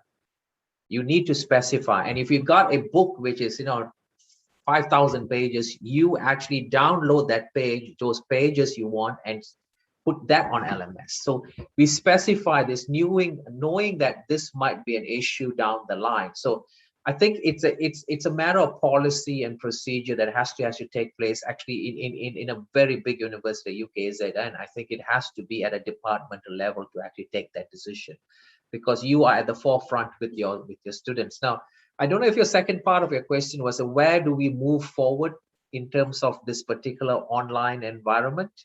I think we had this question in another workshop we did. It's not going anywhere. All right. I think down the line, it's going to be blended. And we are going into a blended mode already. All right. And it's not the students who are pushing back. It's some of the lecturers who are pushing back who don't want to come on campus anymore because they're really happy staying at home. Okay. So the future in many of the universities is totally blended. But I'll give you a couple of universities and which had a very bad backlash. One was Curtin University, which basically announced as of 2022, all lectures are online from now on, regardless it's COVID or not. Only labs are face-to-face. The backlash was bad from the students. And they have a student population of close to 50,000 students, 50 to 60,000 students. They backtracked. Lectures are back again on campus. All right. But you can actually be at home if you so choose in blended studies. So I think we are here. This technology, this way of teaching is going to be here. Let's not hope that the lecturer is replaced with holograms of, what is it? Is it Bobby? That we have a hologram of you where they actually tape it today, all right, and they're actually playing for the next 5 years and you're no longer here. So, and I can foresee that actually coming in a decade, and maybe it's artificial intelligence that eventually takes over. And universities now are run like a business, so they save millions. Thanks.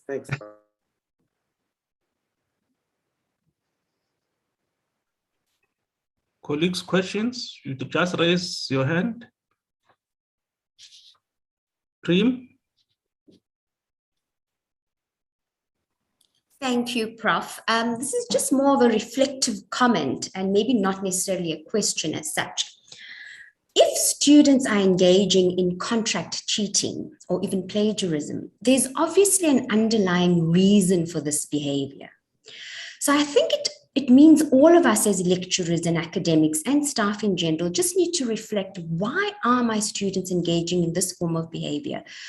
Do I need to review my curriculum, my teaching and learning delivery, my assessment methods? What is it that is forcing them, or out of desperation, that they're engaging this behavior? Now, I do know the default position would be you haven't studied, lack of discipline, etc. But beyond that default position, why are they engaging in contract cheating or plagiarism, and what can we do to review our offering? Thanks, Doctor and Prof. Can I just add, in our situation, we found out that contract cheating seems to be arising because it's on the rise during COVID environment as such. And the reason has been that many of them actually struggling and they need to actually work, and they're taking anything and everything that actually comes in. And many of our students actually right now, as I said, in Australia, many of the states have lifted their what do you call it, lockdowns. They are out there working 2 or 3 jobs. They're not in class any longer. And we did ask the students, that students basically said, we need the money, we need to pay the fees, we need to pay where we are living.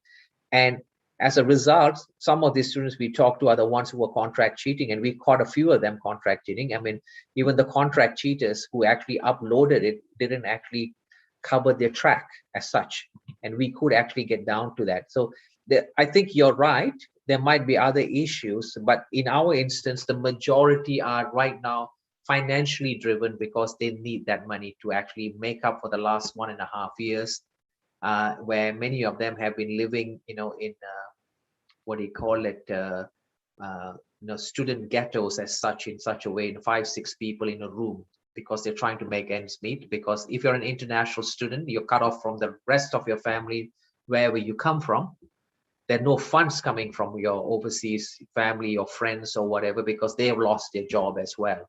So that is the key one that is driving them right now, where the rise is there, because they're working and they got no time to attend classes or do the assessments.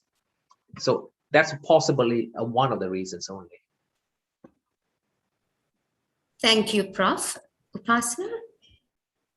No, I think that's a difficult question for us here in South Africa, because I'm not sure that so many of our students face the issues which the Australian students are facing, mainly because most of our students are local students, and a lot of them saw in undergrad. For me, what seems to be the motivation of the rise in contract cheating is not just blaming, and I'm saying this in inverted commas, the academics for the types of assessments which they're designing, but it's just the fact that we have not had the opportunity previously where students could take their assessments remotely without any proctoring. So this is sort of a new experience for students.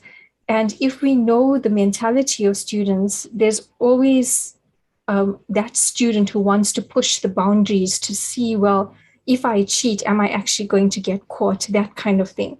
And so it's much easier for students now working in this remote environment to just to pay for somebody to complete their assignment and submit it. And because of the large number of students in our classes, typically at UKZN, I'm talking here now in the commerce faculty, it's quite difficult for the lecturer to identify that contract cheating unless you are marking that entire batch of scripts yourself, and suddenly you realize that this is not the typical language of the student itself. So I would not like to put the blame on the assessment entirely. I wouldn't want to put the blame entirely on the academic to say that it's because of the type of assessment that's designed. I think it's just the mode of assessment which we're using, which students know that there's no proctoring happening. And so it's very easy for them to just get somebody else to complete that assessment for them. But of course, that opens up an entirely new topic of discussion for us with regard to the ethical side of proctoring. And I don't want to start that now because I have a lot of my own personal views on the ethical side of proctoring. But can I say that I think it's a great research topic on why students actually cheat. All right. And I think it's something that maybe somebody wants to pick up because, it might be a focus group, might be an area to find out what the psychological reasoning or whether there is underpinning issues in terms of curriculum as such. Thank you, Prof. Thank you, Pasna. Thanks, Prof. Msizi. Thank you for the chairing of the session that we had now with our keynote panel speakers. I want to thank both the speakers, Prof. Sid and Dr. Pasna, for their invaluable contribution to today's session. We'll now move on to the next session, which is a workshop being presented by our erstwhile colleagues once again, Ishara Maharaj and Zama from our Student Support Services attached to the College of Law and Management Studies. They'll be presenting a workshop entitled Stress Management During the COVID-19 Pandemic. Thank you, Ishara and Zama. Thank you, Program Director. A very good morning to Prof. Sankar, Prof. MacArthur, Prof. Mkeys, our esteemed guests and panelists, and our attendees, ladies and gentlemen. Well, firstly, I want to say a very deep thank you to the AMS team for including Student Support Services today to present the session on stress management during the pandemic. I think what's become really clear from the inputs and the presentations thus far is that we have undergone radical transformation as higher education institutions across the country. And of course, the disruption that comes with that is a huge contributor to stress. And of course, that is what the topic is today. I'm going to share my screen quickly with you. Let's see if that works. So I also want to introduce my colleague, Ms. Zama Kanyile. We both are representing the College of Law and Management Studies Student Support Services today. Super, I can see that everything is fine. So let's quickly change the view.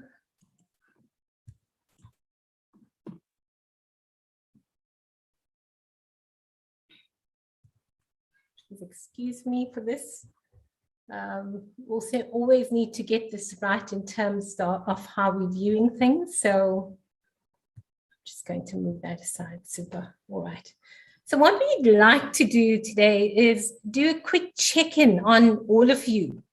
And we really would like to engage you on how you're coping with stress, your insights into stress. So we'd really like you to use your fingers to type into the chat so that we can have a sense of exactly where you're at. And our presentation is as we go through it, please feel free to ask questions. While I'm presenting, Ms. Kanyire will be checking the chat to see if there are any issues or any contributions or any questions. So you're welcome to contribute as we go along. So we're going to start by asking you to assess your stress level on this stressometer. So you can see that on the continuum, we have the stress level, which is starting at low, and we're hoping that most of you are not at this level because it means that you might be quite bored at this stage. So we're hoping that we're going to be, and I'm sure from the last presentation that all of you are quite excited and feeling quite aroused as a result of some of the information that you heard.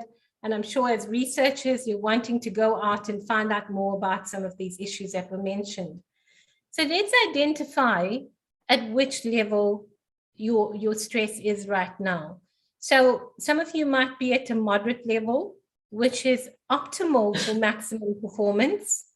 But if we stay in the state for too long, we might start moving towards a state of chronic stress or high stress, which contributes to changes in behavior and in terms of physiological reactions and psychological reactions.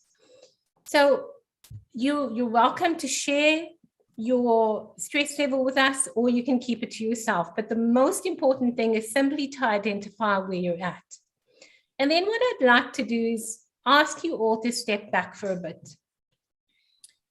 And what we're going to do is we're going to take you through a brief exercise of connection, simply connecting with yourself. So what I'd like you to do is become aware of your posture firstly. Simply become aware of how you're sitting or standing, wherever you might be and whatever you might be doing. Become aware of your body. Become aware of how your spine is sitting in your body. Become aware of your shoulders, your neck, your head. And if you are standing or seated, become aware of your feet on the ground. Simply have a sense of awareness. So all we're doing is pausing the thoughts and connecting with your body for right now.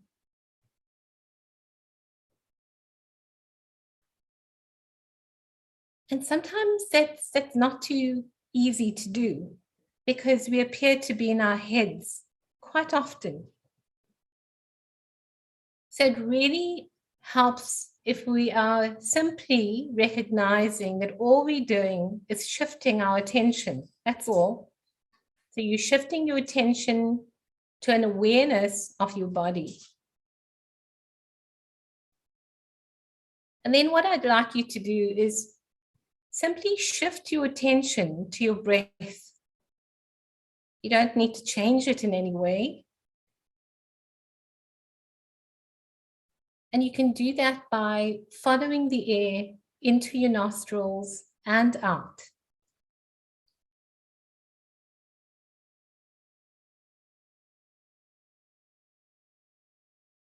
And as you follow the air into your nostrils and out, you may become aware of the rise in your chest as you breathe in and the drop in your chest as you breathe out.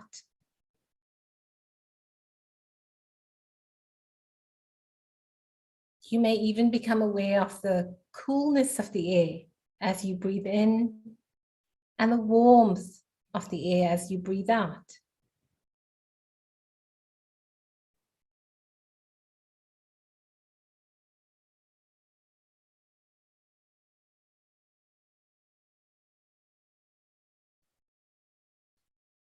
And as you pay attention to your breath, you may notice that there are certain thoughts or even emotions that surface. And that's absolutely okay.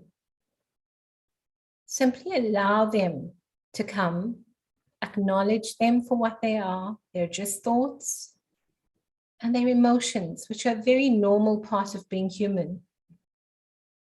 Acknowledge them without any judgment, with a sense of compassion, and possibly even with some curiosity. And then allow yourself to come back to your breath. Following the air into your nostrils and out. Noticing the rise and drop of your chest. Noticing the coolness of the air as you breathe in and the warmth of the air as you breathe out.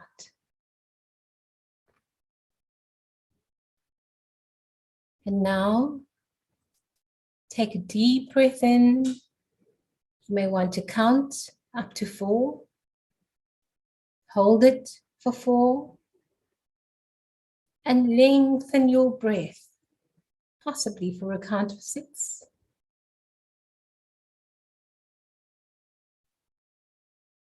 And take another deep breath in.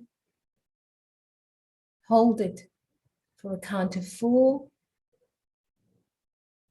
And breathe out for a count of 6.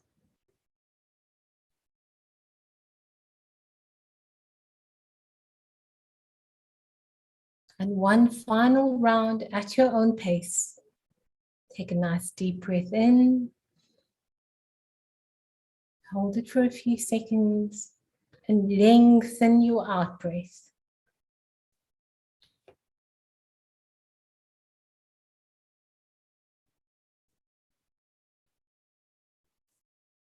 And I'd really like to hear how you're feeling now.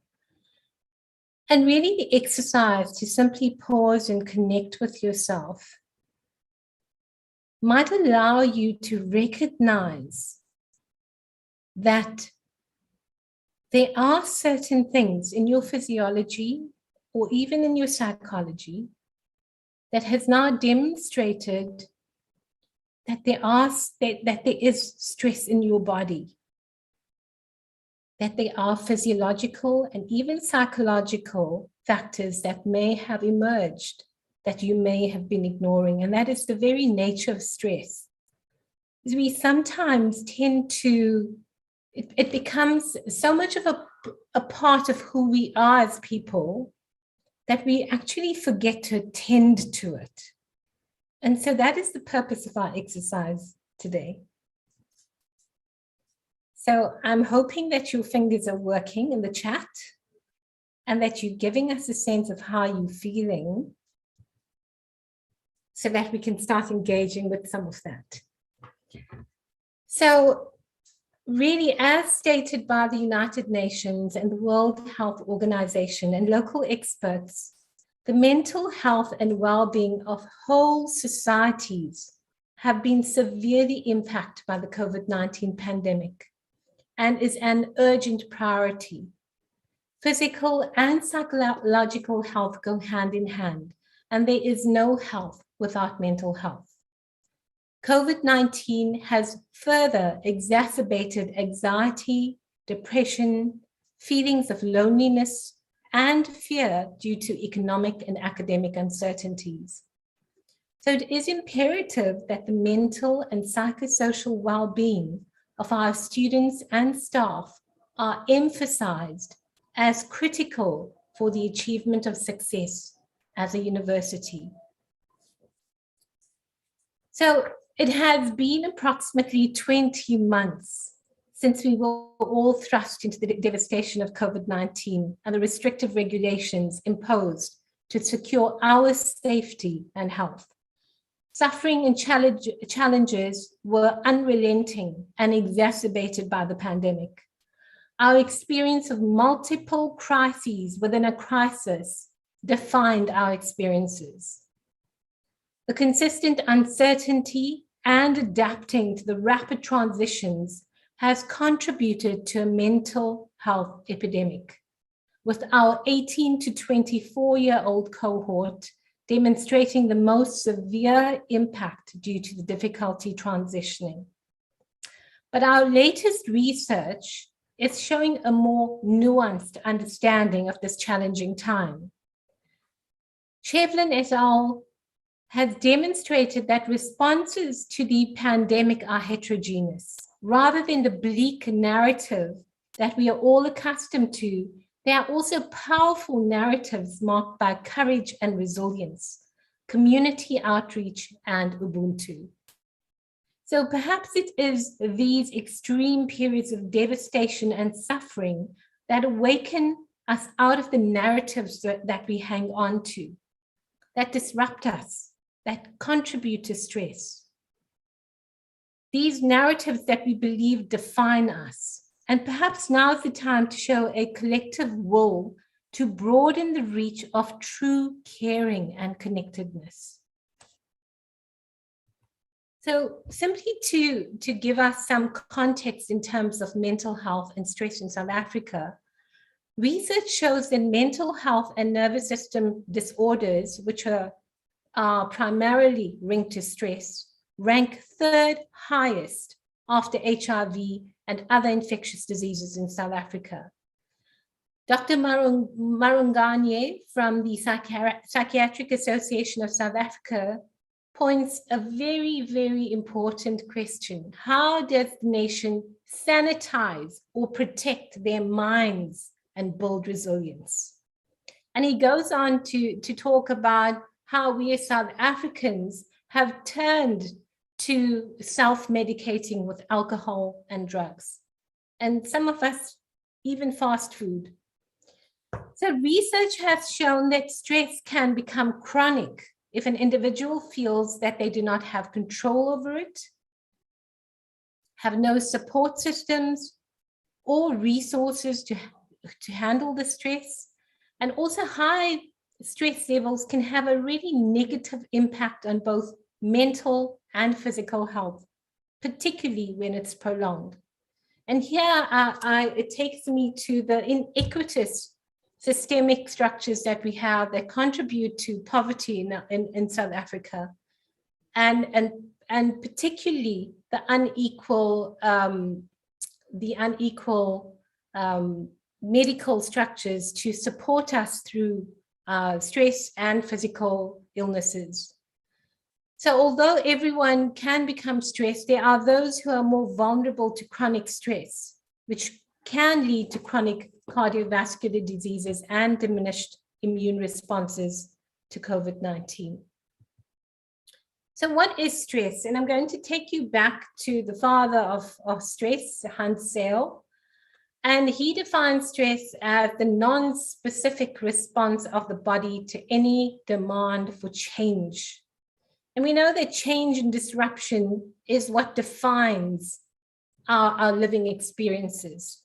So if we look at the normal distribution curve, you'll note that right at the middle, we have what we call eustress, which is the level of stress at which we are functioning optimally. And we need to recognize that our bodies are always encountering new stresses. And these stresses also drive growth, excitement, even muscle development. Think about how you push that extra weight, brain enhancement, and much more. So the appropriate amount of stress is called eustress, but too much stress is called distress, particularly if we are not taking care of ourselves. So think about our grid, our power grid at the moment. By the way, I just heard that we're going to start load shedding in a few hours.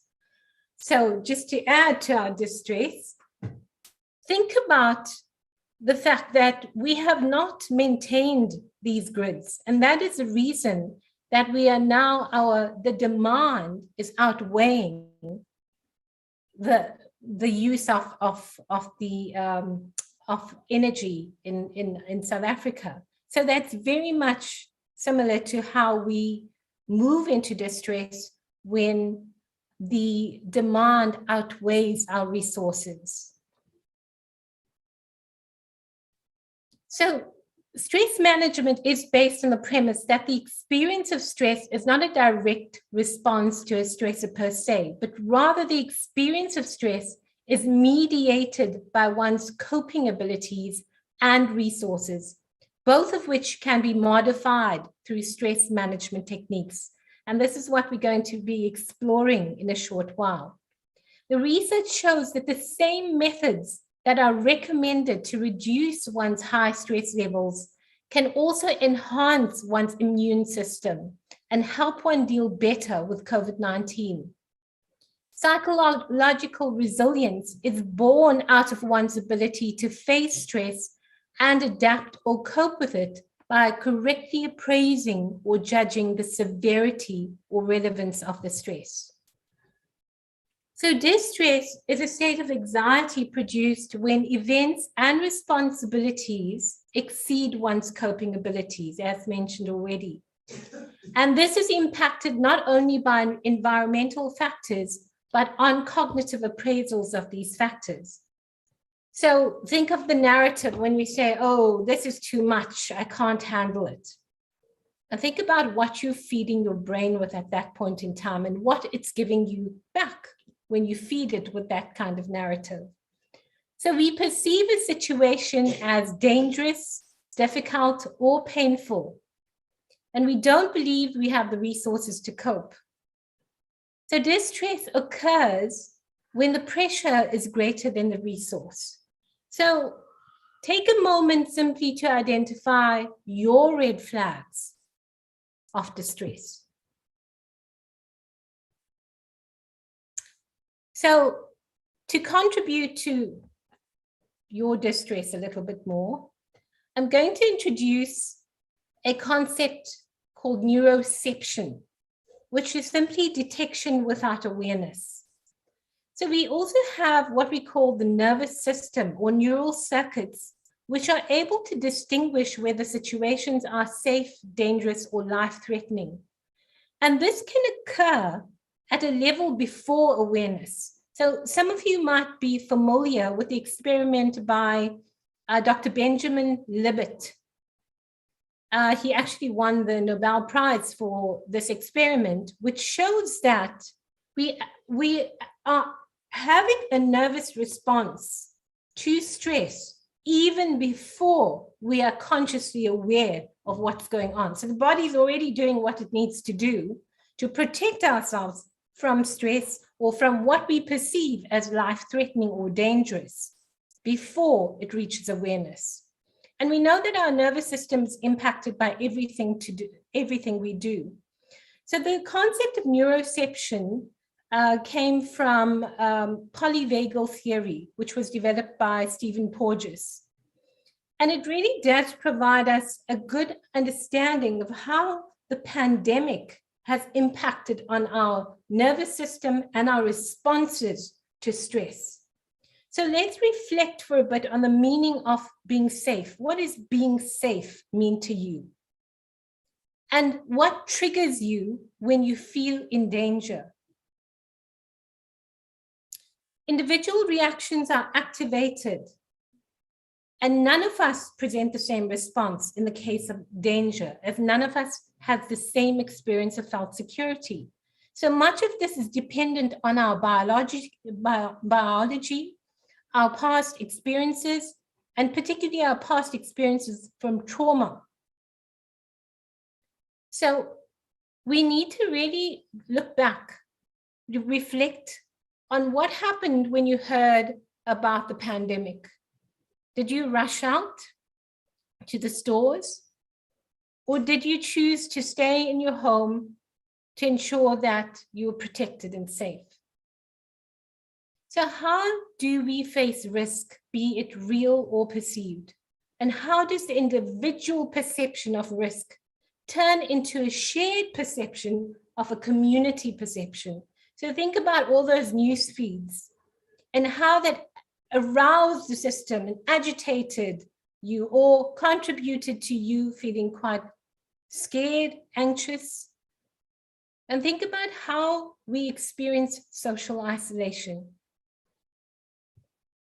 So further, to expand on the polyvagal theory, there's this lovely infographic, which I know is a little bit busy, but it clearly identifies the different adaptive stages to stress based on our level of arousal.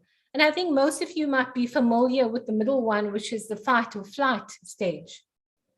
But really, it's a hierarchical structure which begins with social engagement. So think about when you are with your family and friends. Think about the times when, during the pandemic, where you couldn't be with family and friends and what that did to you. So the first stage, which is the social engagement stage, is really about connection, where we feel a sense of calm, we feel a sense of groundedness, of compassion, being open, we're able to communicate effectively. And that really impacts on our functioning as well. We were able to digest our food effectively. We were able to resist infection due to immune responses. We're able to recover faster from infection and disease. And we have a sense of health and vitality because we're not constantly defending ourselves against danger or whatever we perceive as danger. And then if we move up the continuum to fight and flight, consider how you responded when you experienced social distancing and masking. So if you were in fight mode, you would have become quite irritated, maybe even annoyed at the government for imposing such strict measures, for preventing you from connecting with your family and friends. You would have felt frustrated. And some of us would have went into the flight mode where we became quite panicked, fearful, anxious, and avoidant. So we became consumed by worry and concern. And the impact then on our bodies is an increase in blood pressure, in our heart rate, in fuel availability, in the stress hormones pumping through our nervous system. And all of this is adaptive because the perception is that you're in danger. So as opposed to the prehistoric, I can't think about the saber-toothed tiger, yes. As opposed to the saber-toothed tiger chasing us or having the threat of us being consumed by the saber-toothed tiger, we now have online assessments with exactly the same responses and reactions.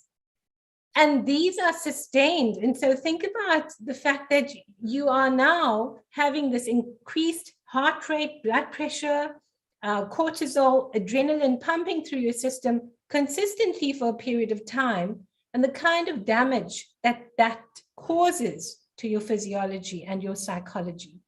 And then we also have another adaptive response, and that is the freeze response, where we tend, because of the heightened stress and the consistent stress, possibly even trauma, and we look at GBV, partners having to live in close proximity with their abusers, then what happens is we respond to that kind of danger with dissociation, with even a sense of numbness. We might become depressed, feel a sense of helplessness, even shame or shutdown, or a sense of hopelessness. And the impact that has on the body is that we tend to now go into fuel storage and insulin activity, which contributes to issues like diabetes. So this is a very immobilizing behavior because of the fear response. And it prevents us from then acting in our to our advantage, from reaching out to people, because what the body is doing is it's conserving its metabolic resources. So there's a decrease in heart rate, decrease in blood pressure, and so on. And even muscle tone. So what's interesting is to be able to link this to your lived experiences during the pandemic, and particularly your community, and how that impacted on a collective stress response. So I'm going to quickly fly through this just to give you a sense of how stress may have impacted on your physiology and your psychology. So briefly look at this and identify, has it produced any gut issues for you, possibly IBS? Remember, there's a strong link between the gut and the brain and the stress response. Has it impacted on your concentration, on any cardiovascular diseases, maybe on your immune system? And I'll leave you to reflect on that for a bit. What is also very important, and from what I've already mentioned, you would have concluded how important it is to acknowledge the mind-body connection. So we don't have systems that function in isolation. Our physiology impacts on our psychology, and our psychology impacts on our physiology.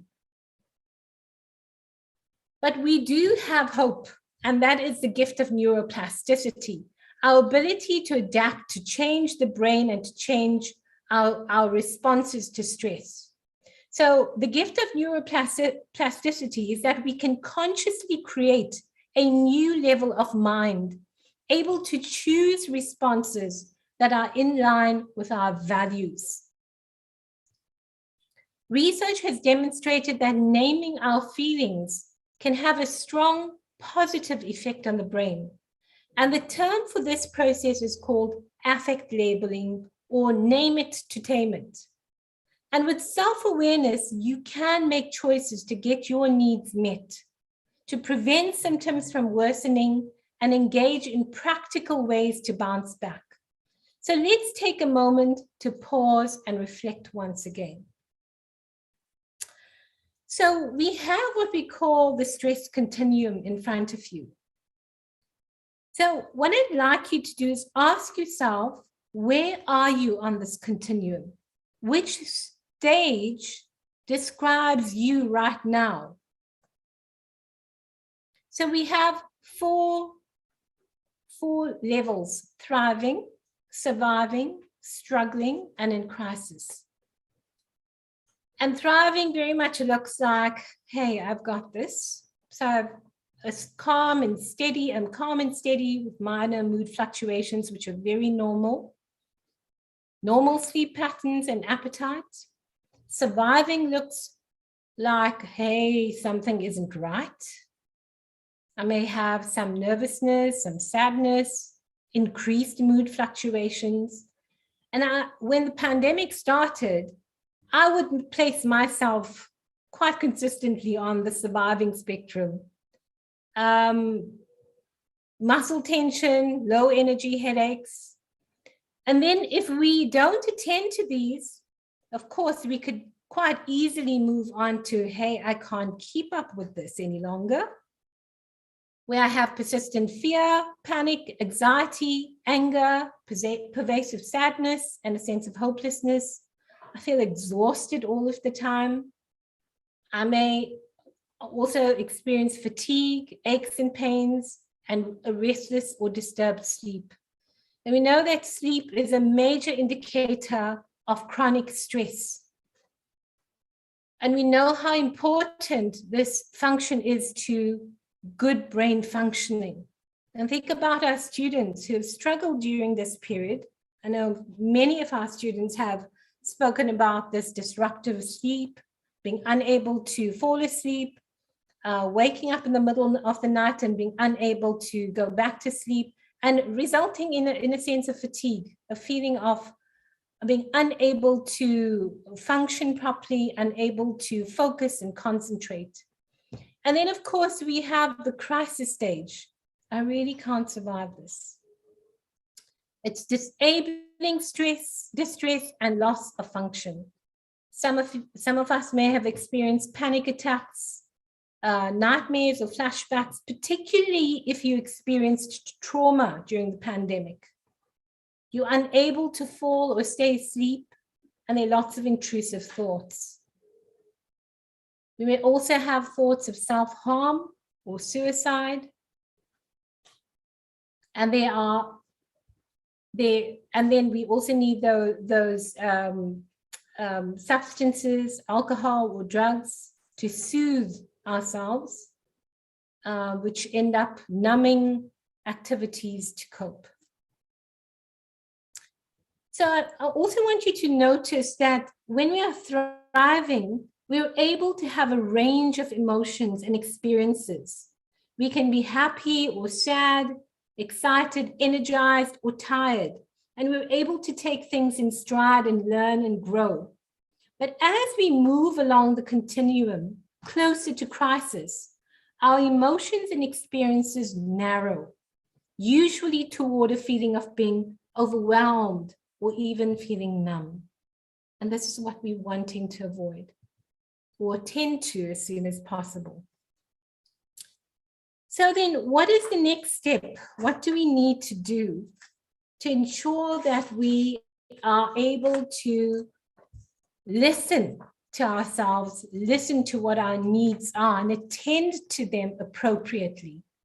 So once we are self-aware, once you are able to identify which level you're at, then correlate your earlier response to check out some of these suggestions. So if you are thriving, take time to savor the good. If you are surviving, try to let go some of the to-do list items. And if you are in the yellow or red, focus on meeting basic needs and then connect with a mental health professional if you are in crisis.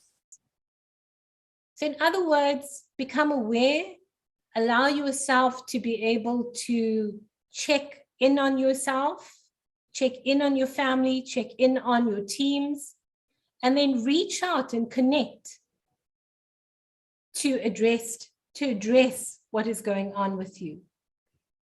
So now that you've got one of these things in mind, okay, in terms of what you'd like to action, can you commit to doing that today? If not, what support do you need to make that one thing happen? Sometimes we need support from our home environment, from our team, or even just giving permission to ourselves to practice self-care. So think about what you would need today in order to care for yourself in this way. Very important to remember that all of us have experienced the pandemic and even the civil unrest, whatever stresses that we've experienced during this time, similarly and differently. And all of these experiences have equal value. We have this bad habit of comparing ourselves to others and devaluing our experiences. So the basic message is to acknowledge where you're at through self-awareness, through connection with yourself, and through also connecting with others, with your families, with your teams, and then reaching out to the appropriate support around you. I'm going to leave you with one of my most powerful quotations, which comes from Viktor Frankl's Man's Search for Meaning. And he says that between stimulus and response, there is a space. In that space is our power to choose our response. In our response lies our growth and our freedom. And this really speaks to us taking ownership of our stress, which is a very normal part of our lived experience.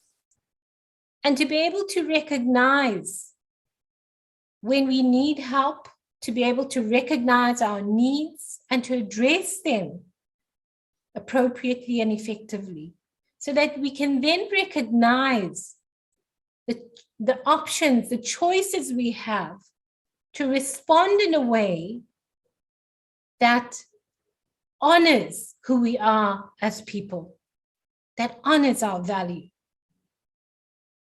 Thank you very much. I'm going to hand over to my colleague, Ms. Zama Kanyile, and I'm going to look forward to your responses and your questions. Thank you very much. Good morning, everyone. My colleague has already introduced me, so I'm just going to continue. Now I'm going to look at building resilience to deal with stress. In other words, stress management. Next slide. The most important thing is that we have to recognize and counter signs of stress. Your body sends signals that it's stressed. Like right now, I'm stressed. I'm thinking about load shedding. My heart is pounding. I'm thinking maybe I should have gone to the office or whatever, but hopefully then if something happens, Ishara is here, she can continue. Or if maybe she's load shedded that side, I can continue. So that makes me feel a bit calm. So your body sends signals that it's stressed, including difficulty concentrating, headache, cold hands, tight muscles, a nervous stomach, clenched teeth, feeling on edge, irritability, or sometimes we decide to withdraw from everyone. Knowing how your body communicates, like you know that if you are stressed, this is what happens to your body. So knowing how your body communicates can help you deal with stressful moments. Learn to not only recognize, but also to name these feelings to either yourself or to your colleague or friend or significant others.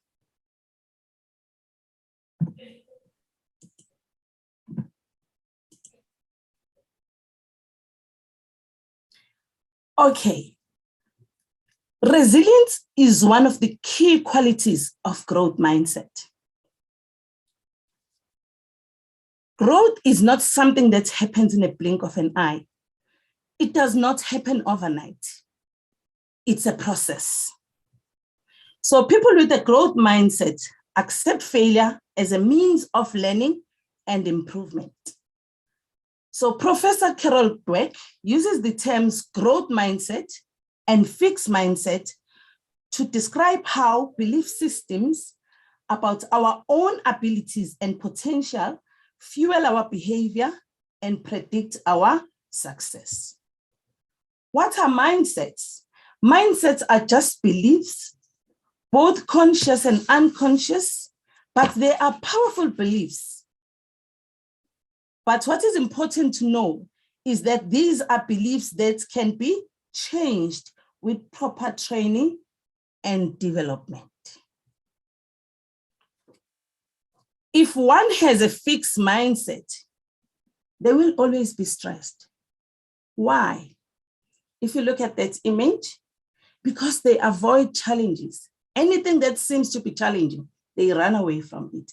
And that's very stressful to try and avoid everything, especially at work or if you are a student. If there is a test coming or something, and then you try maybe and say you are sick or something, that is also stressful. They shy away from things that they do not know. They are not able to handle criticism, even if it's constructive criticism. You get feedback from a lecturer, maybe you're a PhD student, and you get angry and you say, hey, this lecturer is undermining me or this, that, instead of learning from the criticism and understand that the lecturer is just trying to make the work better. They also believe that intelligence and talent is static. I'm tempted to answer that question. Why do students cheat? One of the, maybe if we look at this theory, we could say, because they want everyone to think Uti, they are actually intelligent, or they think that their ability is innate, which means it's something that they were born with and there's nothing that they can do about it. If they are struggling with accounting, I'm struggling with accounting, but I'm just going to do accounting because I am required to do accounting in level 1, and there's nothing I can do about it. But how do I really pass this? I'm not going to put in any effort. I'm just going to cheat, which is not very helpful most of the time. But if they know that if they consult, if they maybe join a study group, if they consult lecturers, if they consult ADOs, they can improve. Also, what happens if you have a fixed mindset?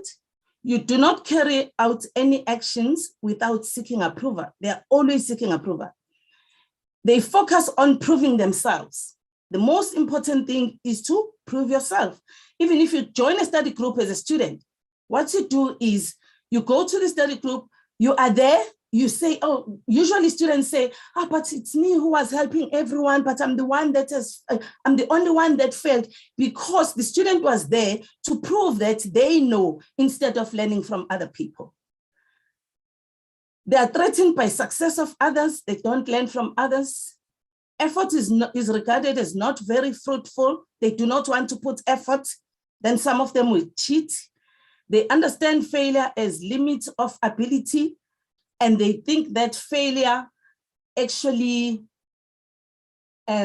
define them when it actually doesn't. It's an opportunity to learn, and they give up easily. But if you have a growth mindset, you will view challenges as opportunities. It's an opportunity. Okay, it's a challenge, it's an opportunity. You'll acknowledge and embrace your weaknesses. Learn to give and receive constructive criticism. If you are giving constructive criticism, you know, okay, now it's constructive, the work is going to be better, it's to improve the work, and so on. Intelligence and talent is dynamic, and it's ever improving. Intelligence is something that you can grow every day. It's an opportunity for you to grow your intelligence. Prioritize learning over seeking approval. They focus on the processes instead of the end result. It's the process that's important. They are inspired by the success of others. What did you do? How did you get your PhD? What happened? How did you do this? You learn from other people. Understanding failure as an opportunity to grow. They persist in the face of setback. If you have a growth mindset, or if you focus on cultivating or developing a growth mindset, you will be less stressed. Next slide.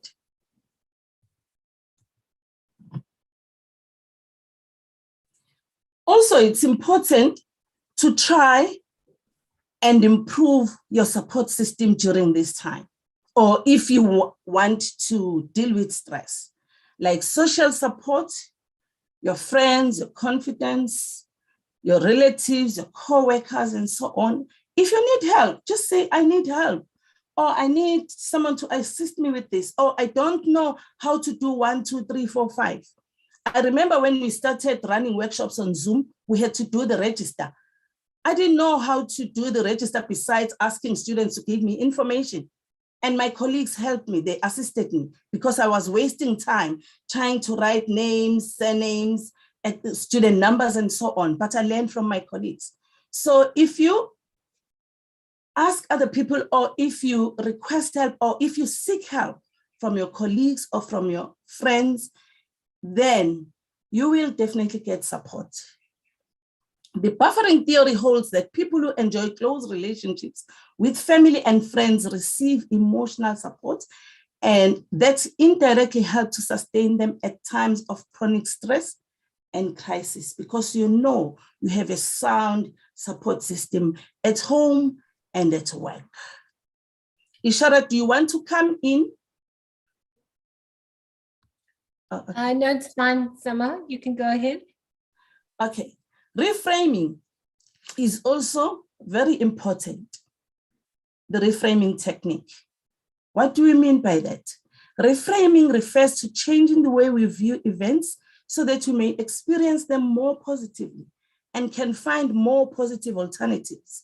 This often means asking what the opportunities are in any given situation. It also means looking for solutions to a problem rather than experiencing stress or worry. Reframing requires you to ask, how can I best interpret this situation? What can I learn from this challenge that will help me in the future? And what can I do to achieve the best possible outcome? You reframe, you focus on the positives. Next slide.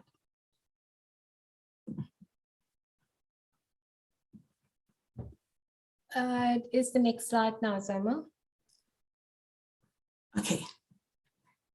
Also, it's important to find a way to be of service to others.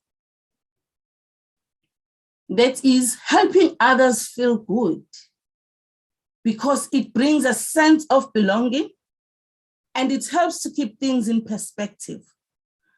The more you do for others, the more you do for yourself. Studies show that the benefits of helping others can last long after the act itself, providing kindness memories to be drawn upon when you need to be lifted up. If maybe now during the pandemic, maybe your neighbor is not feeling well, maybe what you can do, you can prepare a meal and take it to them, or whatever you feel is going to enrich others. Because in other words, to enrich other people is also enriching yourself.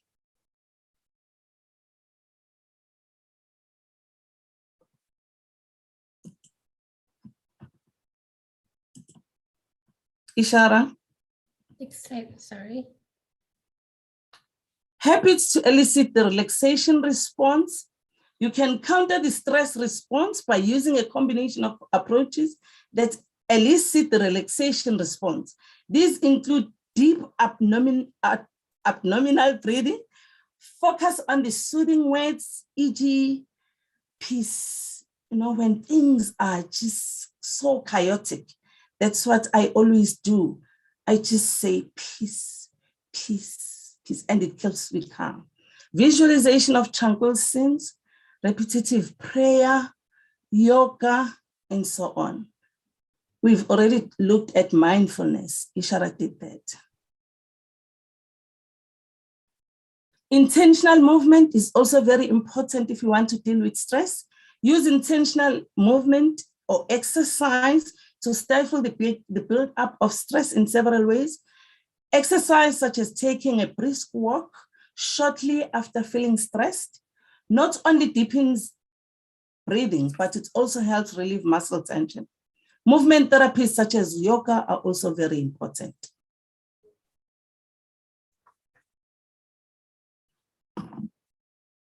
Ishara. Practice self-care. Make taking care of yourself a daily routine. Guys, your body needs you. It's not a selfish act, or it's not self-indulgent, and it might require saying no to requests or prioritizing yourself along with your responsibilities. Start with small changes in your routine to help build resilience to stressful circumstances. Work in time to exercise, eat healthy, participate in relaxing activities, and ensure you have good sleep hygiene. Do not drink coffee at night, put the cell phone away, and so on. It is much easier to tolerate stress and handle it well if you are taking good care of yourself. You cannot pour from an empty cup. You cannot even assist other people if you are stressed and you are not taking care of yourself. More techniques on stress management. Avoid unnecessary stress by learning to say no. Avoid people who stress you out. Avoid unnecessary arguments. Alter the situation. Express feelings calmly instead of bottling them up. Be willing to compromise, be more assertive, and try and manage your time better. Adapt to the stressor, see your problem differently, look at the bigger picture, adjust your standards, and focus on the positives. Accept the things you cannot change and try and focus on the things that you can change. Don't try and control the uncontrollable. Look for the upside of stress, share your feelings, and learn to forgive. Adopt a healthy lifestyle, exercise, we've already mentioned that, reduce caffeine, avoid alcohol, and get plenty of sleep, 8 hours at least. Make time for fun and relaxation. Set aside relaxation time, connect with others socially, do something that you enjoy every day, keep your sense of humor.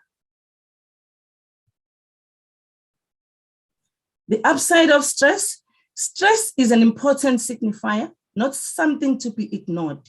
You don't stress out about things you don't care about, and you can't create a meaningful life without experiencing some stress. As Ishara mentioned, that there is good stress. Three-step approach to change stress mindset: acknowledge, accept, and energize. Ishara has already mentioned this.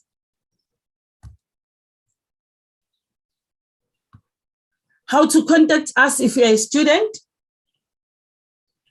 You book on Bookem, you go to our website and you click on book now.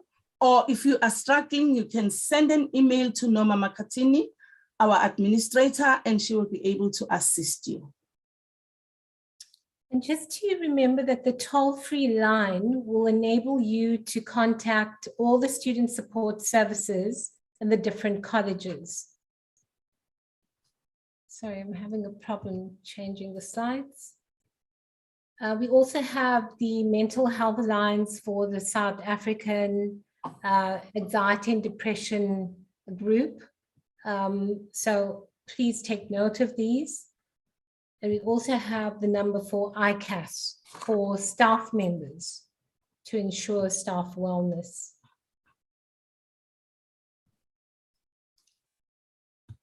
Thank you. We are with you on a journey to success. Kanye nawe ohambeni lwakho oluya empumelweni. Siyabonga. Thank you very much, everyone. We look forward to any questions. Thank you, Program Director. I wish to thank sincerely my esteemed colleagues from the Student Support Services Division, Ms. Ishara Maharaj and Zama Kanyile, for an insightful presentation on how to manage stress during these trying times. It's the COVID-19 pandemic. There are psychosocial concerns experienced and felt by both staff and students, and obviously load shedding that we will be experiencing later today. Before I conclude this morning's session, I just want to wrap up with some housekeeping reminders. Please note that we will now be taking a short lunch break.